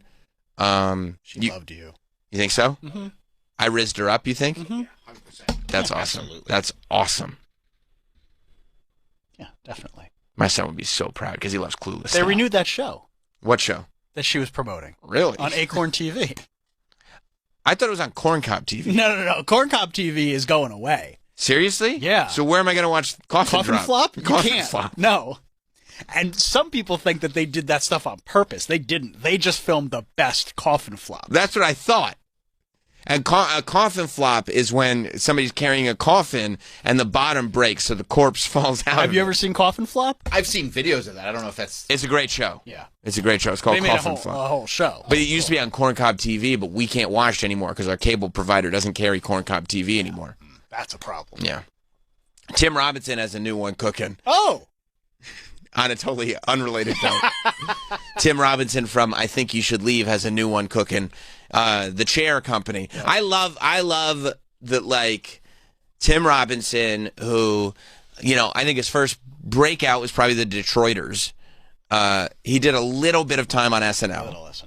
But it was the Detroiters. What's great about his SNL stuff is that everything he did on SNL is so clearly Tim Robinson. Now that you know? Yeah. That you can kind of see where they were like, look, we're not saying it's bad. It's just so you that there's nothing, you know, it's to you almost. Like, but he did the you know, basketball. Give me the ball and I'm going to dunk it skit. And yet the Z shirt is one of my favorites. It's so clearly him. Because like halfway through, it's like, we don't have to, is it a D shirt? No. Is it a E shirt? No. Dude, you don't have to say every letter. Is it a F shirt? Stop saying that. So then he does the Detroiters, and then Netflix pulls the trigger. And he does his sketch show, I Think You Should Leave, on Netflix. And I would still call it a cult hit. It's bigger than most cult hits. Like, people are generally aware of it. Mm-hmm. But it is still one of those things. It's almost like Nathan For You was. Yeah, where you either know it and are obsessed with it, or you just haven't heard about it. Or you know it and you just don't get it. And the same thing happens with Nathan For You. And that is also how I lose respect. Yeah. For people who don't. I may not tell you to your face. Well, I judge you. Mm-hmm. I judge you. If you're like, yeah, I don't know. I don't even understand how that's funny. Yeah, he's just yelling. Right. Okay. Oh, okay. Yeah, sure. Good to know. No, we don't have to keep talking about it. Good to know. Got it. Enough said. Mm-hmm. But now Tim Robinson has gotten to the point where, like, his style is established enough and he's built enough of an audience that he's getting opportunity to do, like, big stuff. He put out a movie with A24 earlier this year, which was fabulous, called Friendship with Paul Rudd. And it really is, like, the narrative is not a comfortable movie narrative. You know, when you sit in a movie theater, and whether you're conscious of it or not, the 3-act structure, the beginning, middle, end, the whole thing, it plays out in a way that's comfortable because you expect a movie to play out that way. Friendship does not necessarily have as traditional of a structure as that, but there is a narrative to it. I mean, dude, when you realize that, like, he's taken his wife in the catacombs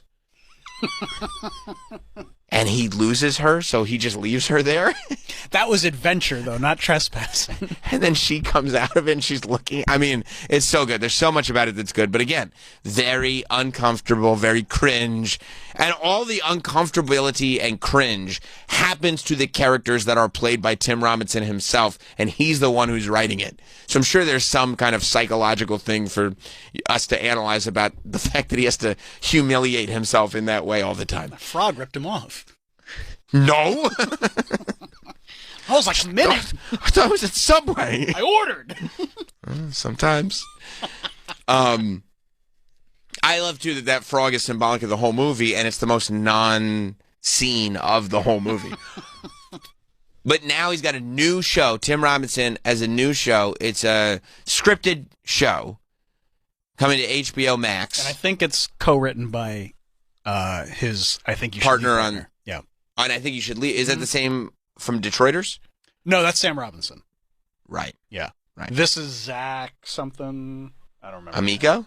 No, not Amico. That'd be sick. That would be sick. So the Chair Company, and it's already coming to HBO like next month. Mm-hmm. And the log line, that's what they call it in the business. The log line. The log line is, I believe, actually, could you pull up the log line? Because I don't want to misquote it. Is this the, okay, I got it. Thank you, Mike. I got it.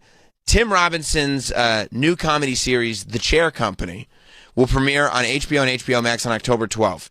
The show follows, here's the quote, a man who begins investigating a far-reaching conspiracy after suffering an embarrassing incident at work. I badly want to know what the embarrassing incident at work was. Because we've seen throughout the course of his sketches, embarrassing incidents at work have included pee stains on the front of his pants. That ain't piss. Which, as it turns out, was not piss. It was calico cut pants. But you got to give. They're always sold out. Well, you got to give. pee stains on the front of his pants, and during the court proceedings for an insider trading case, text messages being read out loud that were mostly based around people making fun of his hat, which was a fedora with a dust flap on the back. So the fact that we've seen, also this is what the two. When I see the log line, it makes me think of those embarrassments that he suffered at work. When I see the title is The Chair Company, the first thing I think of is the DMV sketch, which is based around the fact that there's tables being transported in the car. Stop asking about the tables. But the assignment is to include: do not ask about the tables.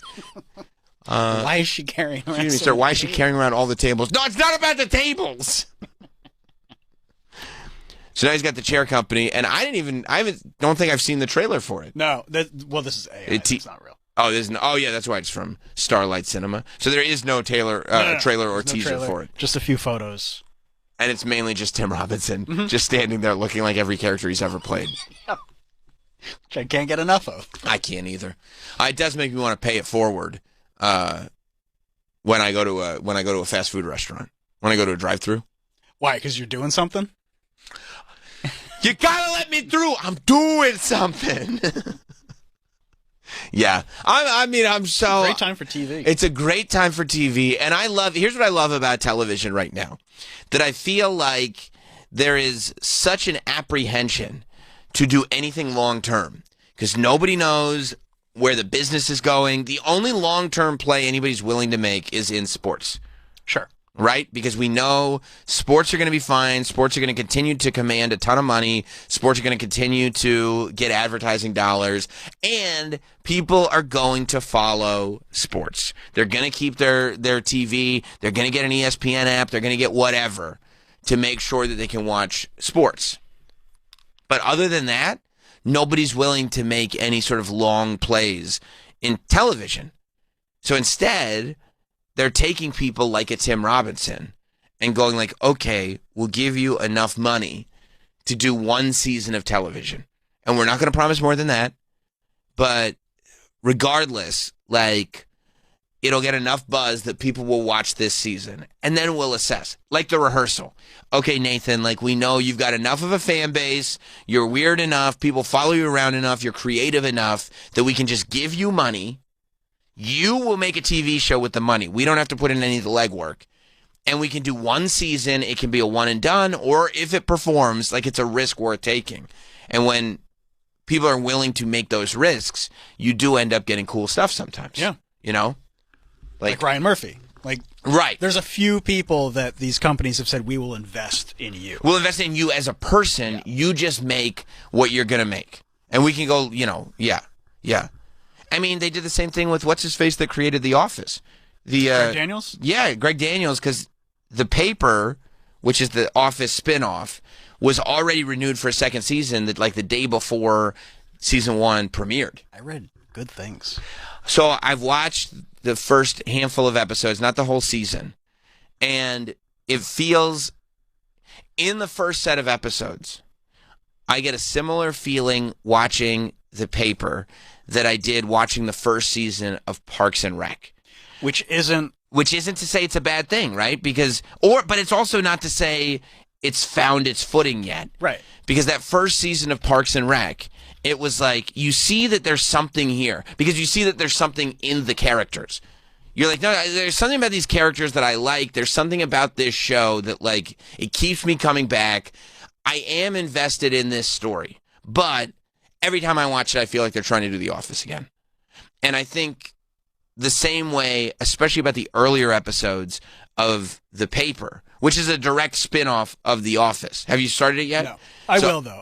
I've heard enough decent things that I will watch. I'll tell you how it starts. It's literally a spoiler of the first scene. Sure. Okay? So, like, basically the idea is that the Dunder Mifflin documentary company goes back to Dunder Mifflin to do, like, a kind of recap 20 years later. Mm-hmm. And they find out that Dunder Mifflin's out of business. Oh, bummer. Yeah, so Dunder Mifflin is gone, which makes me sad as an Office fan, and also makes me want to find out where, like, everybody is. But Dunder Mifflin is no longer in Scranton. It was replaced by a one-stop shop, laser eye surgery / tattoo removal place. Okay. and they were bought up by a paper conglomerate that's located like in Ohio. Okay. And so then they go to this building in Ohio. Inside the building of this conglomerate, they have this little corner that used to be this far-branching local newspaper, and now it's just a corner of this office building that makes every paper product you can imagine. Toilet paper, newspaper, every paper. And that's how we get to the place where we're now following this newspaper company. Gotcha. And you're off to the races. Oscar. And Oscar, because everybody got offered, like, you can move. I think it's Toledo, Ohio is the city. You can either move, I think Toledo.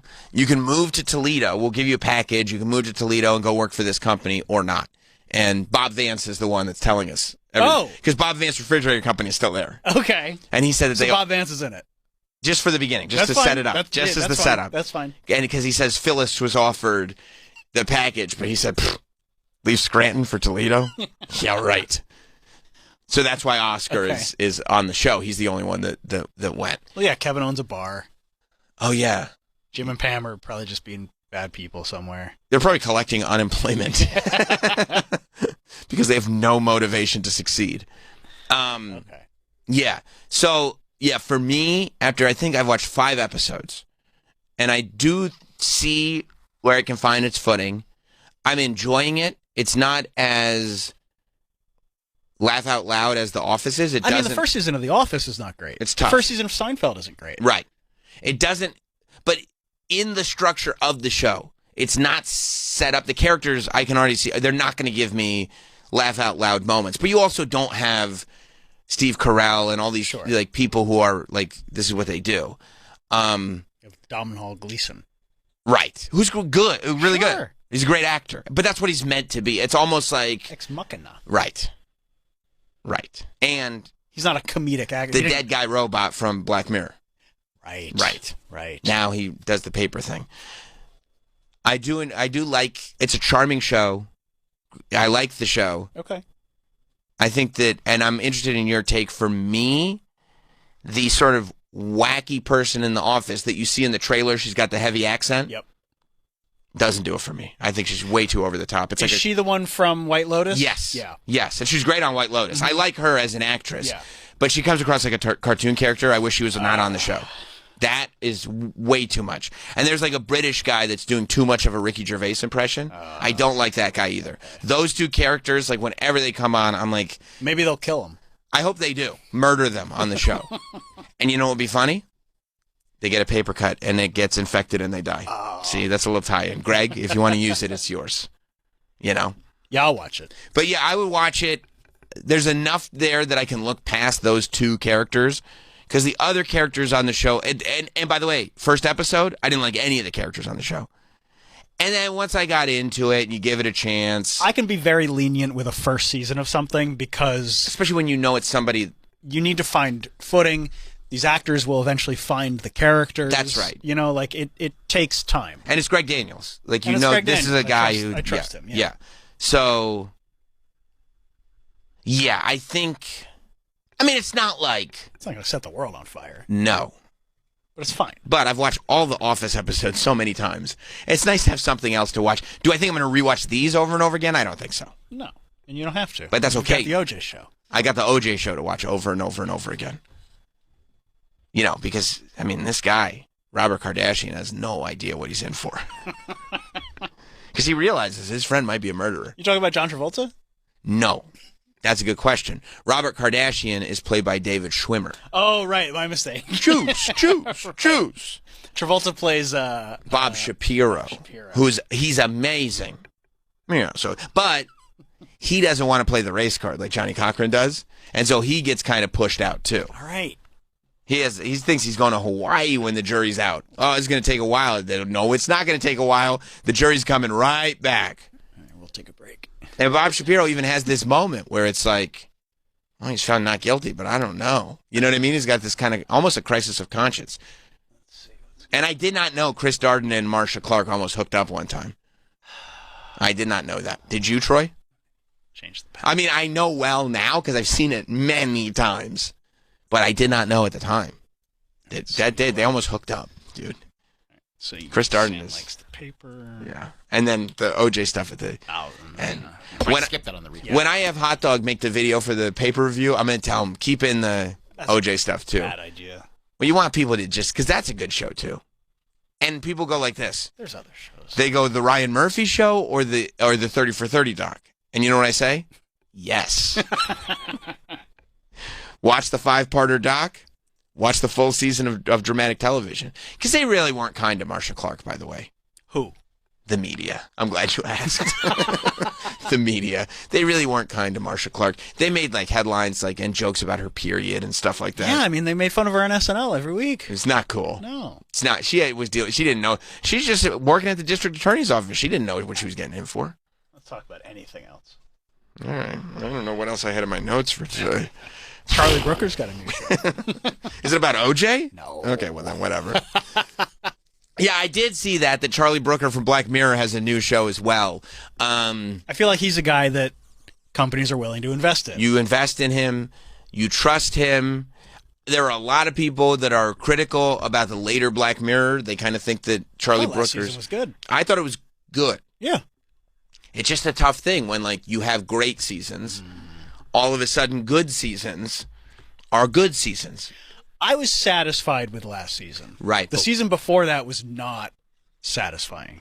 Yeah, but I was over the moon for the earlier seasons. Oh, of course. But I think those are some of the greatest I'm stories okay ever with that. told. And I'm okay with that. I'm like, okay, when you give me the type of television that you gave me with early Black Mirror, to me, feel free to experiment however you want. As the later seasons go on, you're gonna find some gems in there, and you're gonna find some. I love the little necklace that takes you into different dimensions. Yeah, that was fun. That was you know what I fine, mean? Yeah. And it makes for a good. If everybody sees it, it makes for a good cultural reference when something unexpected happens. I feel that way about the first episode with the brain implant that costs you. It's great. It's great. But it's got to be hard for him to keep coming up with ideas, when, especially since all his ideas already came true. Reality's fucking him up. He's like, I just do a show about what's literally going on right now. Yeah. But some of the later stuff, I really liked that more horror type one with the basement, the videotapes, and shit. Was that the 70s based one that was longer? No, this is the one where they are looking at these videotapes and then they end up figuring out that the people that were doing the murders on the tape true crime doc thing? Yeah. Yeah, that was good. That was so good. That was great good. twist. Good twist. Yeah, but it just doesn't but it's not going to, and that's okay. But he's got a new crime thriller series coming out. It's just a 4-part series. And I mean, I'm interested. I'll check it out. Yeah, he's good with a mystery and a twist. I love mysteries. I love twists. Georgina Campbell from Barbarian is in it, so Barbarian is the best. So, wonder if Justin Long's in it. Oh, I would love that. I wonder if I've watched the OJ show or Barbarian more times. That's a good question. I should keep track of these things. Because I love both those things. I was so happy when Justin Long popped up in Weapons. And it was it was in and out. Just he's the dad. He'll let you see the ring cam footage, and that's it. Done. And I was like, I know what he's from. It's easy to make me happy, though. Yeah. For sure. And then, I mean, while we're talking, here's what we got to talk about. You know what looks great? The more I see it, the more I hear the little rumblings, the more people talk about it. You know what I think is going to be amazing? Troy's bod? No, I didn't say, maybe the old footage. Oh. And that's fair to say, right? Yeah. You're not using it like you used to. It's hard, man. It's hard to drop weight. Well, it's out of commission. No, it's moving, but it's just not deflabbing. Sure. I get it. And that's fine. No, I have 2 ideas. Okay. Go ahead. The long walk? No, I mean, I'm not anti-long walk, but that's not what I was thinking. Sounds amazing. Of. One Battle After Another? I wasn't going to talk about it right now, but I can't wait to see One Battle After Another, the new Paul Thomas Anderson. But this is more in the future. Oh, that's not what you were talking about? No. Oh. This Street Fighter movie is going to be so goddamn good. I cannot wait for this Street Fighter movie. I am so excited that not only are we doing a Street Fighter movie, but I know multiple people in the Street Street you're just Fighter happy because movie. your friends are in it. I could text people in the Street Fighter movie. I have. I do. You know who's in the Street Fighter movie? Who's that? Wait till you hear this. The Tribal Chief, Roman Reigns. You can't text him. No, but it's close. Really? Yeah. The Tribal Chief, Roman Reigns. I believe Jason Momoa is in it too. I think, which is a lot of fun. It might be wrong, but I think I read that. Which could be a lot of fun because Roman Reigns and Jason Momoa is in it. Oh, cool. A lot of fun because Jason Momoa and Roman Reigns together, that's fun. Cody Rhodes. You can text him. Oh, yeah. It's American Nightmare. 50 Cent. And 50 Cent's playing Balrog. Yes. And Schultz. Damn. Andrew Schultz is in it. That's awesome. And they're playing like real Street Fighter characters. Cody Rhodes playing Guile. I know. I just read that. You didn't know that before? No. Oh, yeah. He's playing Guile. Jason Momoa is playing Blanca. That's awesome. And Jason Momoa is perfect for Blanca. I feel like the hair gave it to him. I don't know if I know the character that Schultz is playing. You might know him if you see him. He's got like a ponytail. Hibiki? Yeah, Hibiki. Doesn't ring a bell. David Dasmalchin from... Eric Andre's in it? Oh, yeah. Eric Andre's in it for sure. Yeah, Eric Andre's in it. Late Night with the Devil is in it, playing M. Bison. That's a great role for him. That's perfect. He also played the crazy guy in Batman? No, I know. Yeah. That's perfect casting. Yeah, it really is. Especially because you're going to... Better than Raul Julia. Okay. We don't have to shit on Raul Julia. That was his last one, too. Man did Addams Family. Yeah, but I mean, M. Bison was not his strongest. No. And also, like, Guile, the all-American hero played by Jean-Claude Van Damme. No, we needed a redux on this. But I'll tell you why. Not only is this cast, like, unbelievable. Love this cast. Like, this cast was built, to just be like, let's just do, like, the funnest shit ever, right? But it takes place in 1993. It takes place the year the actual game came out. They decided to, and it's not like... Well, yeah, you got to have actual 1993 cars that you can throw people on. Exactly right. So they're taking these characters, they're having it take place in 1993. I just think everything I read about this Street Fighter movie makes it sound like it is going to be just the funnest thing ever. I cannot wait to see. And all these people, like everything that they do, they have like... It's ridiculous, 50 Cent bringing his Instagram energy to the big screen. Yeah. And you can tell, like, this is the type of cast that would, like, hang together, you know what I mean? And just be, like, it's a silly, fun movie. And it should be. And the fact that it's Street Fighter and it takes place in 1993, guess who it's for? You. Us. Finish him. Right. I enjoyed Minecraft with the children. And I allowed them to have their chicken jockey, and I was happy for them. I enjoyed Barbie with my daughter and my wife. Happy for them. Happy for them. But now, Ayukin. Give me one. Right. This is for us. Oh. Man, it makes me want to play the video game again. It makes me want to bust out. What system has a good version of the OG Street Fighter? I'm sure it's on like... It must be remastered on all of them, right? PlayStation? Yeah. Let's see. Yeah, it looks like it's going to be really fun, really ridiculous, really over the top. Andrew Schultz has been walking around with a ponytail. Has he? That's why he's doing it. Yeah, it's for Street Fighter. Oh, I saw that. I was like, what the hell is Yeah, he got all these extensions put in his hair, and he's got a ponytail that like he's been doing his podcast with it. Sometimes his hair is in like a silk wrap and stuff because he's doing the Street Fighter movie. That's so funny. The ponytail's for Street Fighter. I saw like Cody Rhodes tweeted out a photo, and it could be real, it could be not, but he tweeted out a photo of his shadow, and he's got the like Guile high top fade in the shadow. I can't wait. God bless you. I'm allergic to dope shit. You can't play Street Fighter 2 directly on PS5. You can play Street Fighter 6, the new Street Fighter. I don't want to do that. No, I want to play Street Fighter 2. You can play versions of it through the Capcom Arcade Stadium on PS4. Plus, like, if this movie is a success, think about all the fun we're going to have. They're going to be able to remake Mortal Kombat the right way. They have a Mortal Kombat coming out, I think, next year. Yeah, but is it taking itself seriously? No, I don't think so because it's centered around Smoke. Hang on. I love when people got so Johnny. What was his name? Johnny Cage. Yes, it's centered like he is the movie. Is The Miz playing him? The Miz would make a great Johnny Cage. Mortal Kombat Johnny Cage movie. Oh, I love that. I mean, I love that whole era of video games. When Mortal Kombat would come out, right? And they had Sub-Zero and Scorpion. And it was the same build for both of these guys, except one was blue and one was yellow. Yeah. And then there'd be a new Mortal Kombat game, Mortal Kombat 2. And you and your friends would be so psyched about this thing.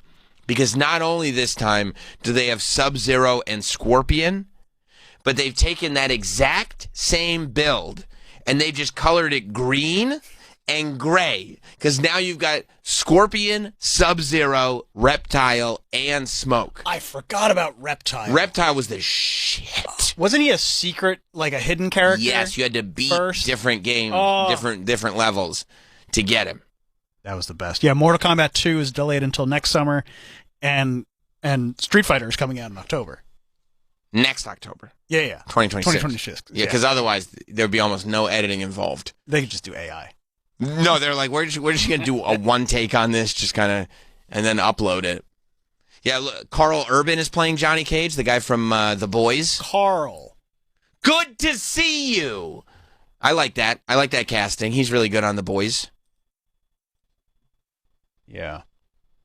Yeah, we'll see. That'll be fun. I don't know. Don't I'm more forget, excited for Street Fighter. Veronica Vaughn played the original Sonya Blade in the original Mortal Kombat movie. The original Mortal Kombat movie was amazing. That Veronica Vaughn Yeah? is one fine piece of ace. I know. From experience. No, you don't. No? No, I don't. Yeah, I think it's, I love this new wave. And also, like, you know, get us boomers to go back to the movie theater. Just put our video games up on the screen. I mean, if you do it right, they're very good. And it's got universal appeal, where you can you know, get the people who are playing video games now to download the old games. Yeah. And play them like remastered Tony Hawk. It's all there. I mean, look how great the first Super Mario Brothers movie was. With John Leguizamo? Yeah. Are you talking about the Super Mario Brothers movie where Bob Haskins played Mario? Yeah. Yes. Yes. People go like this, Captain Lou Mario, right? And I go, not for me. For me, it's Bob Haskins. And Dennis Hopper played King Koopa? Yeah. They really had a lot of high expectations. They really had high expectations for that Mario. What if we got Bob Hoskins and Dennis Hopper? I mean, I guess that's a good idea. It sells itself. Dennis Hopper did take a dip, though. I mean, I would have fired my agents. Oh, my God. In the same period of time, he did Super Mario Brothers and Waterworld. I guess, but I mean, at that time, like, Super Mario Brothers movie, in theory, sounds like a good idea. Like, most popular video game ever at the time. And then most known. And then they put out Power Rangers, and everybody was, and it was a monster hit. That's right. Everybody's like, we love this movie. They put out Mortal Kombat. Mortal Kombat was a hit. Super Mario Brothers was a hit. It was ridiculous. Wasn't there a tease at the end? For Super Mario 2? Yeah. I think so. Yeah. They didn't make the sequel. No. Budget. The new Super Mario with Jack Black was good. That did a lot of money. But they did the Peaches song. I didn't see it. Jack Black does all the video game movies now. Minecraft and Super Mario. That's right. It's a good gig for him. Jonathan in Connecticut. What's up, Jonathan? What's going on, guys? Surprised it hasn't been mentioned, but I don't know if you saw Corey Feldman got casted on Dancing with the Stars. That's right. I did see. What's that? Because I saw. What's that cast look like? I saw Corey Feldman is going to be on Dancing with the Stars. I saw Topanga is going to be on Dancing with the Stars. Mm-hmm. And she put out. Go ahead. Yeah, I was going to say, too, like, the big story is that he was missing from rehearsal for like 5 days. The dancer was like, yeah, I haven't seen him since the reveal. Yeah, but honestly, like, do you think he needs practice? You've seen him dance on stage. That's true. You know what I mean? Michael Jackson moves. Yeah, he's going to whip out his Michael Jackson moves. It's going to be awesome. Oh, he's going to try to moonwalk the first night. And not going to try. He's doing it. He's doing And his dance partner's going to be like, whatever, dude.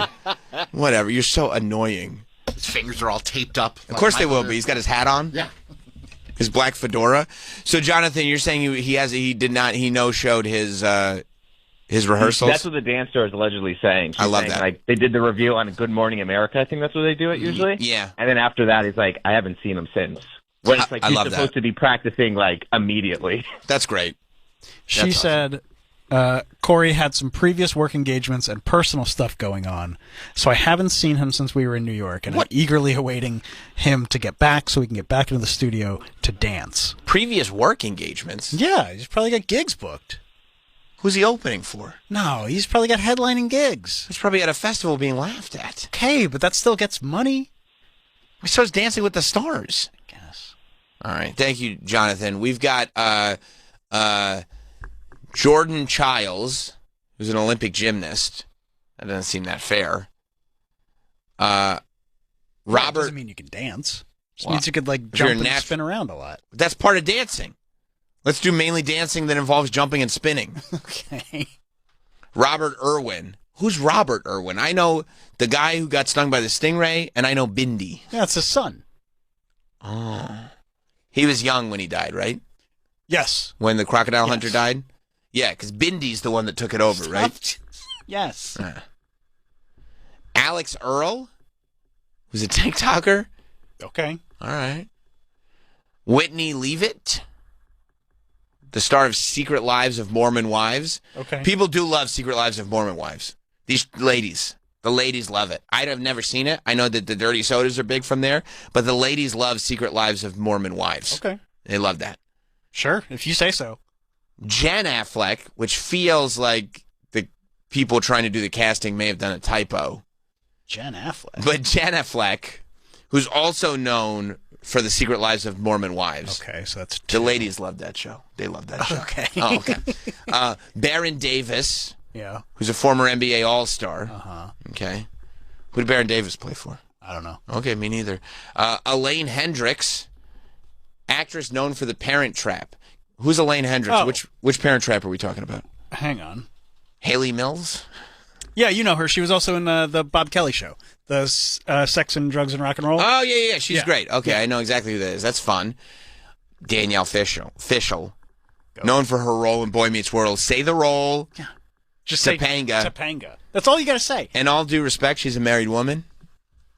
You see those photos of her in the dancing dress? She looks exactly the same. Yeah, she's still Topanga. She hasn't aged a day. No, she's amazing. And she loves what you do.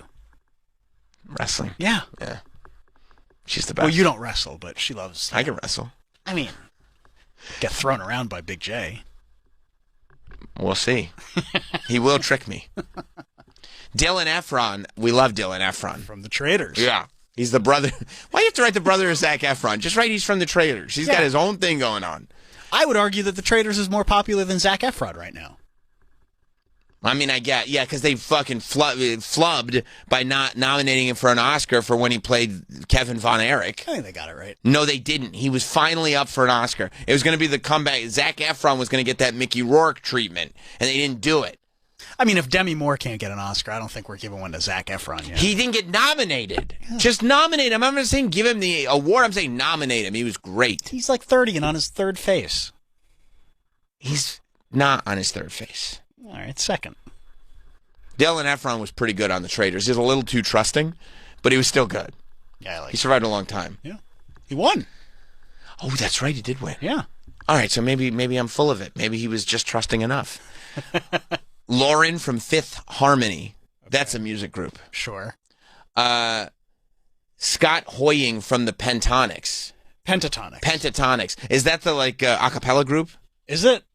I think the Pentatonics is the YouTube a cappella group. I think so. Excuse me? When I think of Pentatonics, I think of Trans-Siberian Orchestra. No, I think they're the a cappella YouTube group. Pop group, it says. Yeah, but give us a little Pentatonics, Mike. Oh, do we have to? Yeah. They're an American a cappella group from Arlington. See? Yeah. Give us one of their hits. Oh, like rockapella? Yeah, but not as hard. Okay. Rockapella had a little bit more of an edge to him. Yeah, especially that tall guy with the deep voice. Carmen Sandiego. That's always the cool guy. You always make fun of people who do. No idea. Is there one? Of course, Adam Devine was in it. Oh. It was great. Oh. My man Skylar Astin's in it. Yeah. It's kind of driving you crazy that you can't think of the name, right? I keep saying Bring It On.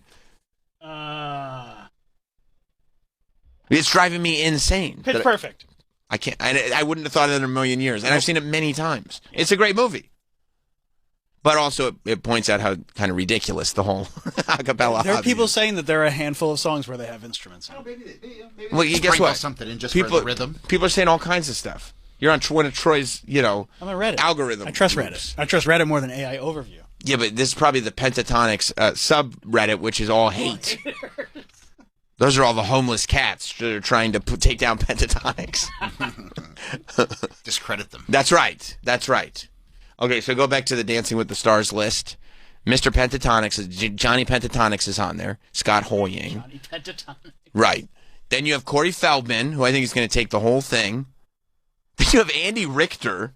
That's great. Yep. Good for Andy. And, my favorite wellness influencer, Hilaria Baldwin. Oh. She's great. And Which version of her? You know what's good? It depends on which week it is. Is Spanish or many different cultures to celebrate, depending on the origin of the music for that week. But what's going to be great is she's going to force Alec to sit in the front row. You know, she's going to. She already made him do a reality show. He's going to have to sit in the front row, and that means that paparazzi's going to line up outside the studio they do this in, and they're going to harass him so he gets mad at them. Until he punches one. He always gets mad at them, and they love it. It's a game they play. By the way, going back to the Street Fighter movie, did you know that 50 Cent rented out an amusement park for the cast and crew to hang out in? That's what I mean. How much fun is that? They're probably all having a great time. They're filming in Australia. Oh, I love that for all of them. The rapper turned actor shared a video to Instagram on Monday from Sydney's Luna Park, where production on the video game adaptation has been underway. The clip shows the cast and crew enjoying exclusive access to the iconic park with Jackson. I don't know why they got to use his government name. Exactly. Curtis 50 Cent Jackson. Yeah. Boasting about the surreal setting. It's not like 50 Cent to boast. He's a boaster. Is he? Is he? Oh, okay. Yeah, Maybe I'm mistaken. Maybe I'm mistaken. He's been known to boast. Guile must have a pretty big part in this movie because Cody Rhodes been off TV for a while. Oh, that's right. I guess Drew McIntyre kicked his head through the commentary table, and he hasn't been back since. Yeah, that's right. He did. What about Roman? I mean, Roman just leaves all the time. Whenever he wants. So you never know. You never know what he's up to. But yeah, Cody got his head kicked through a commentator table, and Roman got chewed up by about 50 tsunamis off the top rope. So both of them are all gonna be around out. the same time? Roman a little after Cody. I don't think he's got as many scenes. Is this Street Fighter? We have the coolest cast and crew on this movie. He's probably mainly talking about Roman and Cody. Schultz. And Schultz. By the way, Schultz, Cody, connection from the pod that I helped. You don't have to connection. By the way, They connective tissue there. We outdoing shit. Oh, I love to find out that people are outdoing shit. He said, I took over a theme park so no one could be there but us. That's a weird way to phrase it. What you doing on your movie, suckers? Told you he's boasting. That is a bit of a boast. What happens in the video? On your movie. Well, this is a whole thing. Oh, and they're playing 50 Cent's music. Ferrari F50.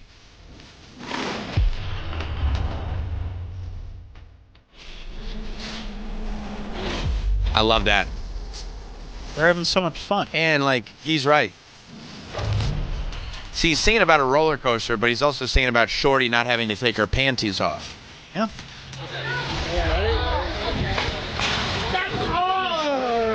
Look at Schultz. Isn't that great? This looks like a great time. Never seen 50 clean shaved. Yeah, he's clean shaven for the movie. I saw somebody with, is that Cody on the bumper cars? Come on, man. Would you bumper car with Cody? Oh, bro. I can't even imagine having to call home and be like, sorry, honey, I have to be gone for a month. Why? I'm at an amusement park with 50 Cent and Cody Rhodes right now. And Schultz is just yelling in the background, Sam! All right, I gotta go. Looks like a great time. Looks like a great time. I'm happy for everybody involved. This brings me such joy. I love it. He really does have the magic stick. Doesn't he? It's hard to deny that. It really is. It really is.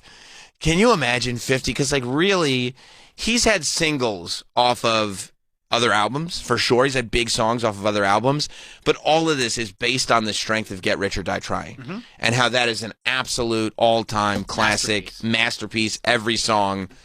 Like, having a piece of work like that you can then, you're not driven crazy trying to duplicate it. You're not driven crazy trying to get more. He's just in pure celebration mode for decades after that. That's exactly how you should handle it. I mean, some people just coast on that one thing. And it's not even coasting. No, he didn't. That's unfair. Yeah. Because it's like I'm going to allow that to be that, like, that's my I know I can't top that. That's my foundation.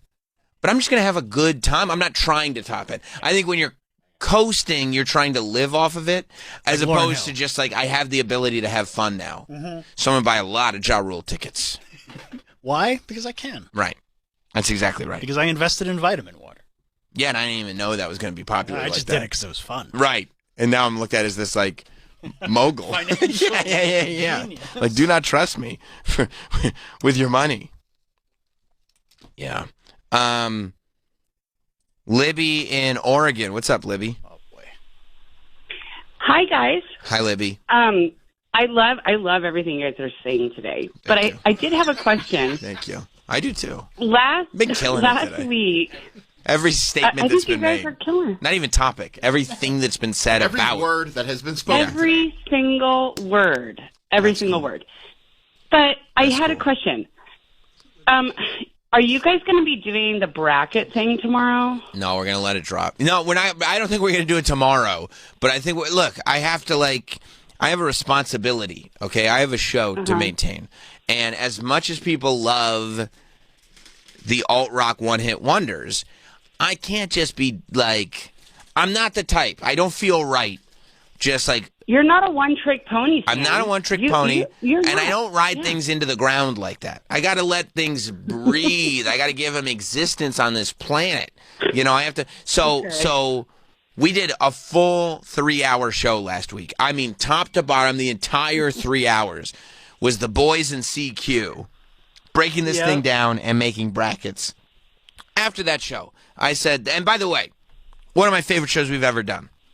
That show is about as close to perfect as the show is ever going to get. Like, I was part of that show. Well, that's awesome. I mean, I don't know if, you know. Okay, there could have been a couple things I would change about that show. Yeah. But we cut it out of the replay. Yeah, like, if we were doing best of for a week, I would say you could put that whole show on, and that would be a best of show. All that said, I knew immediately after. I said, okay, this thing has to breathe. We can't just be the show that talks about 90s songs all the time. So I said, we're going to let it breathe for a week.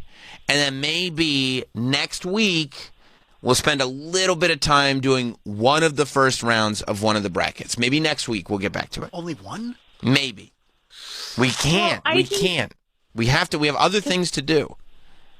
Yeah, I agree with you. Because my blood pressure was really high that day. Well, I mean, Libby, you could. That's probably your body's carrying around a lot. Oh, shut up. Oh, Libby. But listen, Libby, what I would like, you know, what I would like Libby, is, Libby, you know I'm just flirting. I know, and I okay. adore you. Okay, thank you. Okay, thank you. But can you let us know, like the fans, that because we have a bracket in it, because I studied it over the weekend. I've been studying it every single day. Oh boy, doing my due diligence. Good. And I know that the fans have a good shot. But Sam, I have to be honest with you. You actually have a pretty good lineup. I will I say, think. once I saw the matchups in my bracket, I was like, oh my God. In terms of first round matchups, because my bracket was like, when I looked at it on paper, it was a little weird. But once it got broken up into matchups, the first round matchups in my bracket are nuts. Nuts. You got some good I think so too. Yeah. I'm rooting for you, buddy, but I want the fans to win. Okay. And I think you do too. I do, but I speak for the fans when I say that they don't want you referring to them as us. Oh, okay, fine. Oh, good night. I'm going to go now. Thank you, Libby. Jerk. You're the Okay, best. bye. We love you, Libby. I'm just flirting. Thank you. You have Counting Blue Cars against She's So High. That's what I mean. I'm like right there. I mean, it's crazy. It's crazy what's on that tournament. Did we post the bracket? No. Okay. We'll post the bracket before we actually start to fantasy book what's going on here. Before we do the bracketology. I don't know. I call everything fantasy booking. Before we do the bracketology, we'll post the brackets for sure. But I said we got a lot of stuff to do because I see a lot of stuff and I want to comment on. I want to talk about it. I saw our good friend Jim Norton, who I reached out to recently because I saw him on the Kill Tony Netflix show. Oh, right. And the minute that he did was hilarious. He had a joke, an AI joke. Did you see it? Did you guys see it at all? I did, yeah. It was great. Yeah, the AI joke about the eggs. Yeah. I thought that was, amazing joke. But he was on Theo Vaughn's Theocast. And that's the name. It's the Theocast. And, well, Theo, I don't know if he's met Jim's wife yet, Nikki. But there was a moment that I saw when Jim introduced Theo to his wife's anatomy. Is that this clip, Mike? Is that him being introduced to the anatomy? Yeah. Okay. I'm glad that this is that. Let's take a look. This is from Last Night Tonight with Theo Vaughn. This past weekend. Okay. All right. I don't know everything. If you wanted me, she wouldn't care. You're crazy. Yeah, she wouldn't care. Oh, dude, maybe just do a drawing of it for me. Okay, all right. You think? All right, just show it. I'll kind of go like this a little. All right. I won't show it on camera just because. No, just show it to me. I don't want to see all of it at once. Oh, though. yeah. I can't show it all on camera because she's a lady. She wouldn't care for that. No lady wants their penis shown completely on camera. Oh, for sure. Dude, I don't even want to fucking look at it. I won't show it to you if you don't want to look at it. No, I'm okay. I let me see here. Hold on. You can. I won't just. Jim is on his phone, legit looking up the photo, and Theo has his hands over his face, like a little kid. In a defensive motion. Right, in a defensive motion, but he's got peekies. He's got his hands over his face, but just a little peekies. So he can still see it, but he doesn't want to take it all in, it looks like. Okay. Let me see here. Hold on. You can. I won't just hit you with it. Yeah, just don't surprise you. Don't be like. Let me find an acceptable photo that she would be proud of. Okay. No, she wouldn't like that. No, that's a video.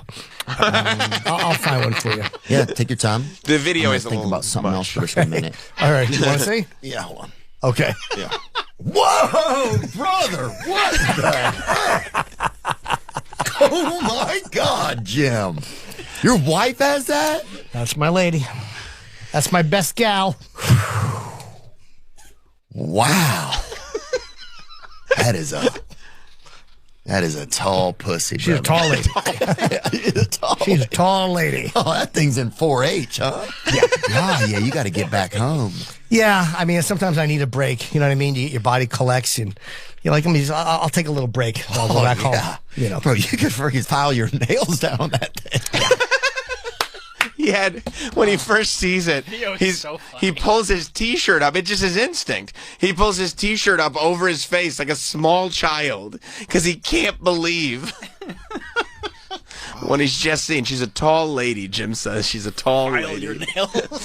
You could file your nails on that thing. Theo is so funny. He's so funny. He's so funny. He was like interviewing an Amish kid. Oh, I saw week, that. Right? The Amish kid was on. I didn't see it. And he's just talking to him like kids. Like he's talking to him like a child, and it's just so funny hearing them talk. Right. He just has the conversation. Yeah. Like when he had the Rizzler on. Oh my! It was so fucking funny. Yeah, and he's talking to him in that little kid language. Right. The Rizzler's like, my mom calls me down to do the dishes, and he's like, oh. Like totally relates. Yeah, and he's like, yeah, and then I got downstairs and the dishes were already done, and Theo's like, so you didn't have to interrupt your game. You didn't even have to go down. Oh, right, because he had to explain to him what Fortnite was. Yeah, the whole thing. The whole thing. And then he asked him, I think he goes, is this the little Amish kid? Theo Vaughn getting, what was the caption? He's got a Stavros t-shirt on. I like that. Theo Vaughn getting an Amish teen on the podcast is an absolute banger move. Do you guys listen to? I know you said in the beginning there's some different. Sometimes people will sneak in some Def Leppard, but Yeah. if not, do you guys just sing a lot? Is there a lot of Amish songs and dancing as well, or no? No, in our community, there's not really any dancing. There's the only music song. He finds a kid that literally sounds like an Amish kid. Yeah. You know what I mean? It's like an Amish accent. Like a real kid, yeah. Is he on Rumspringa? Rumspringa? I don't know. I don't know much about this kid. I just saw this clip. I think you take the hat off for Rumspringa. You would think he would take the hat, but Theo put the hat on, so maybe it's. But you would think, like, can the Amish be a guest on a podcast? Well, I think they can leave and I think they can go do stuff if they want. But Rumspringa is like a whole thing. That's when you leave the community to find out if you're going to come back or not. You get fucked up. Yeah. Which, like, anybody that comes back, that's crazy. There's so much fun stuff with electricity. Yeah, like once you see a movie. Oh, movies are great. Well, the 2008 classic Sex Drive covered Rumspringa in depth. Wasn't that a teen romp? It was. And a delightful one at that. Oh, okay. You recommended it heavily. Oh, to everybody, yeah. Oh, yeah. That was, and Clark Duke was in it, right? He was. Yes. He got laid quite a bit. He did? Oh, yeah. Oh, wow. I would see. If only we'd had this conversation that time that I just buckled in front of him. He is on Rumspringa. Oh, okay. Because otherwise, I don't think an Amish guy could sit, because he's talking, because... He didn't give his real name. I mean, I could see him. I'll figure out who he is. No, but I'm just saying, Let's dox him. No, we're not going to dox him. Let's ruin his life. In the description for the actual podcast, Theo is joined by a young Amish man from Minnesota who is currently on Rumspringa. Because I would think, Minnesota Amish is for real. Yeah.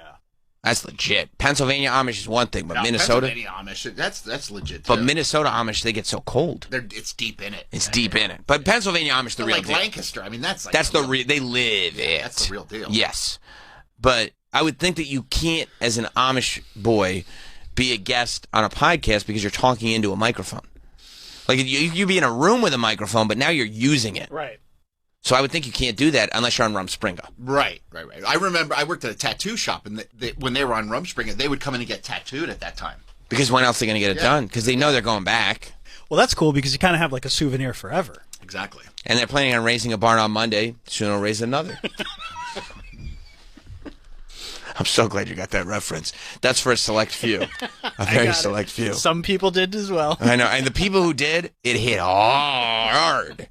I wasn't expecting that. Right. All right, let's hear this gentleman. Songs that are really louder would be like German hymns, but then like on the and sometimes we like sneak out on the weekends and stuff and listen to some Soulja Boy or something. Yeah, like Soulja Boy, Def Leppard, Bon Jovi, a lot of Amish like rock and roll, and then I guess house EDM music. Yeah. And then also like, a lot of country like Garth Brooks, Mark and Wallen. Yeah. People like that. But I also listen to like a little bit of rap